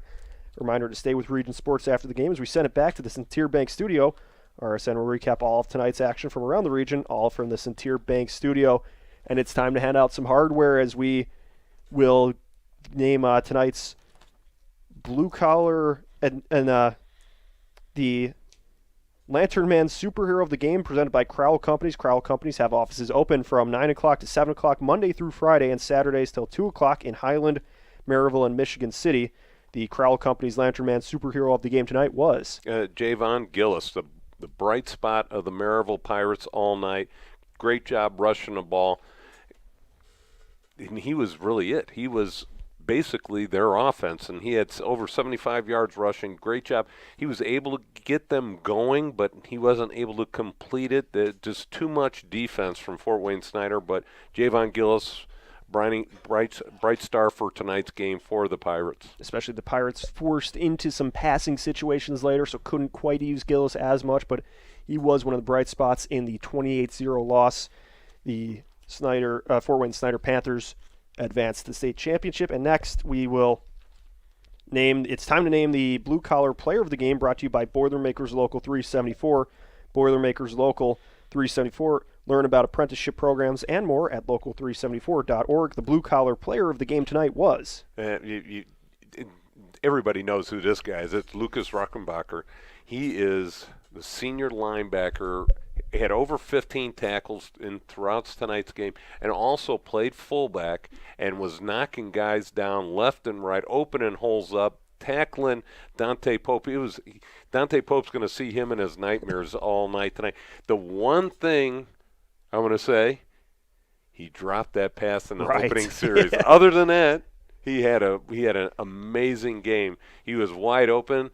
And you even said it, he needs to just go back to defense after that. But he did knock it down nicely. He dropped it like nobody's business. But other than that, Rohrenbacher, what a great game. Yeah, he responded well after that. Was noticeable on both sides of the ball, especially on those first two touchdowns from Buchanan. He really paved the way for him to get into the end zone. And now it's time to name the proud Union Home Play of the Game presented by IKORCC, the Indiana-Kentucky Ohio Regional Council of Carpenters. And that goes out to the 78-yard pass play from Royan Billingsley to Jack Langus, and that was the play that opened up the game at the end of the first quarter. 78-yard little play-action pass by Billingsley. All of a sudden, that tight end opens wide open, 78 yards. He gets tackled at the 2-yard line, and then a couple plays later, Fort Wayne Snider punches in their first score of many throughout the night, but that was the one play that really broke this game wide open. Yeah, that was really the first big offensive play on either side, and that was what got things going to set up the scoring, and that's why it's our play of the game. A big thanks to everyone involved with tonight's broadcast, for our executive producer, Chris Ramirez, Rich Castillo, Zach Miller, Jack Thiel, with the management here at Region Sports, for Justin Cole helping us out, producing things, making sure everything was on the up and up, for the coaches on either side, Brad Cease from Merrillville and Kurt Tippman from Fort Wayne Snider, the athletic directors, Amy Beckham of Merrillville and Steve Ziembo of Fort Wayne Snider. For the viewers at Region Sports, or the listeners at Fort Wayne, regionsports.com and ihsaatv.org. For my partner, Jay Simmons, this is Leo Stauder, thanking you for watching listening all evening long. You've been listening to Game Night, built by Von Tobel on the Region Sports Network, the only game in town. Von Tobel is your locally owned building material supplier and design center. We have a department for every room in your home. Visit one of our 3 Northwest Indiana showrooms to see your options for kitchen cabinets, countertops, vanities, showers, flooring, decking, and more. Visit VonTobels.com for project inspiration and to request a free design consultation. Von Tobel, building better, together. Some see a student athlete working on a shot. We see a powerful lesson in persistence. Some see a student preparing for success on an exam. We see a student athlete preparing for success in life. Proud to keep education in front of athletics since 1903. Centrally located in downtown Indianapolis, the Hampton Inn is just steps away from Bankers Life Fieldhouse. Situated at 105 South Meridian Street, shopping, restaurants, entertainment, and many Indianapolis attractions are in near proximity. Hampton Inn has much to offer, including a hot breakfast, high-speed internet access in every room, as well as a gym fitness center. For reservations, the number is 317-261-1200. The website is hamptonin3.hilton.com. Hampton Inn, Indianapolis, downtown. How far would you go to relive another Friday night under the lights? Well, lucky for you, you don't need to go that far at all. At Region Sports Network, we have a collection of over thousands of games, ranging from last week to the 1960s. Now, you can relive the thrilling victories, the heartbreaking defeats, and all the things that make Friday Night Lights so great. Talk to us here at RSN and help us remember the region. Please visit Remember the Region with the link on the screen or through our link tree found on our social media platforms. #RememberTheRegion.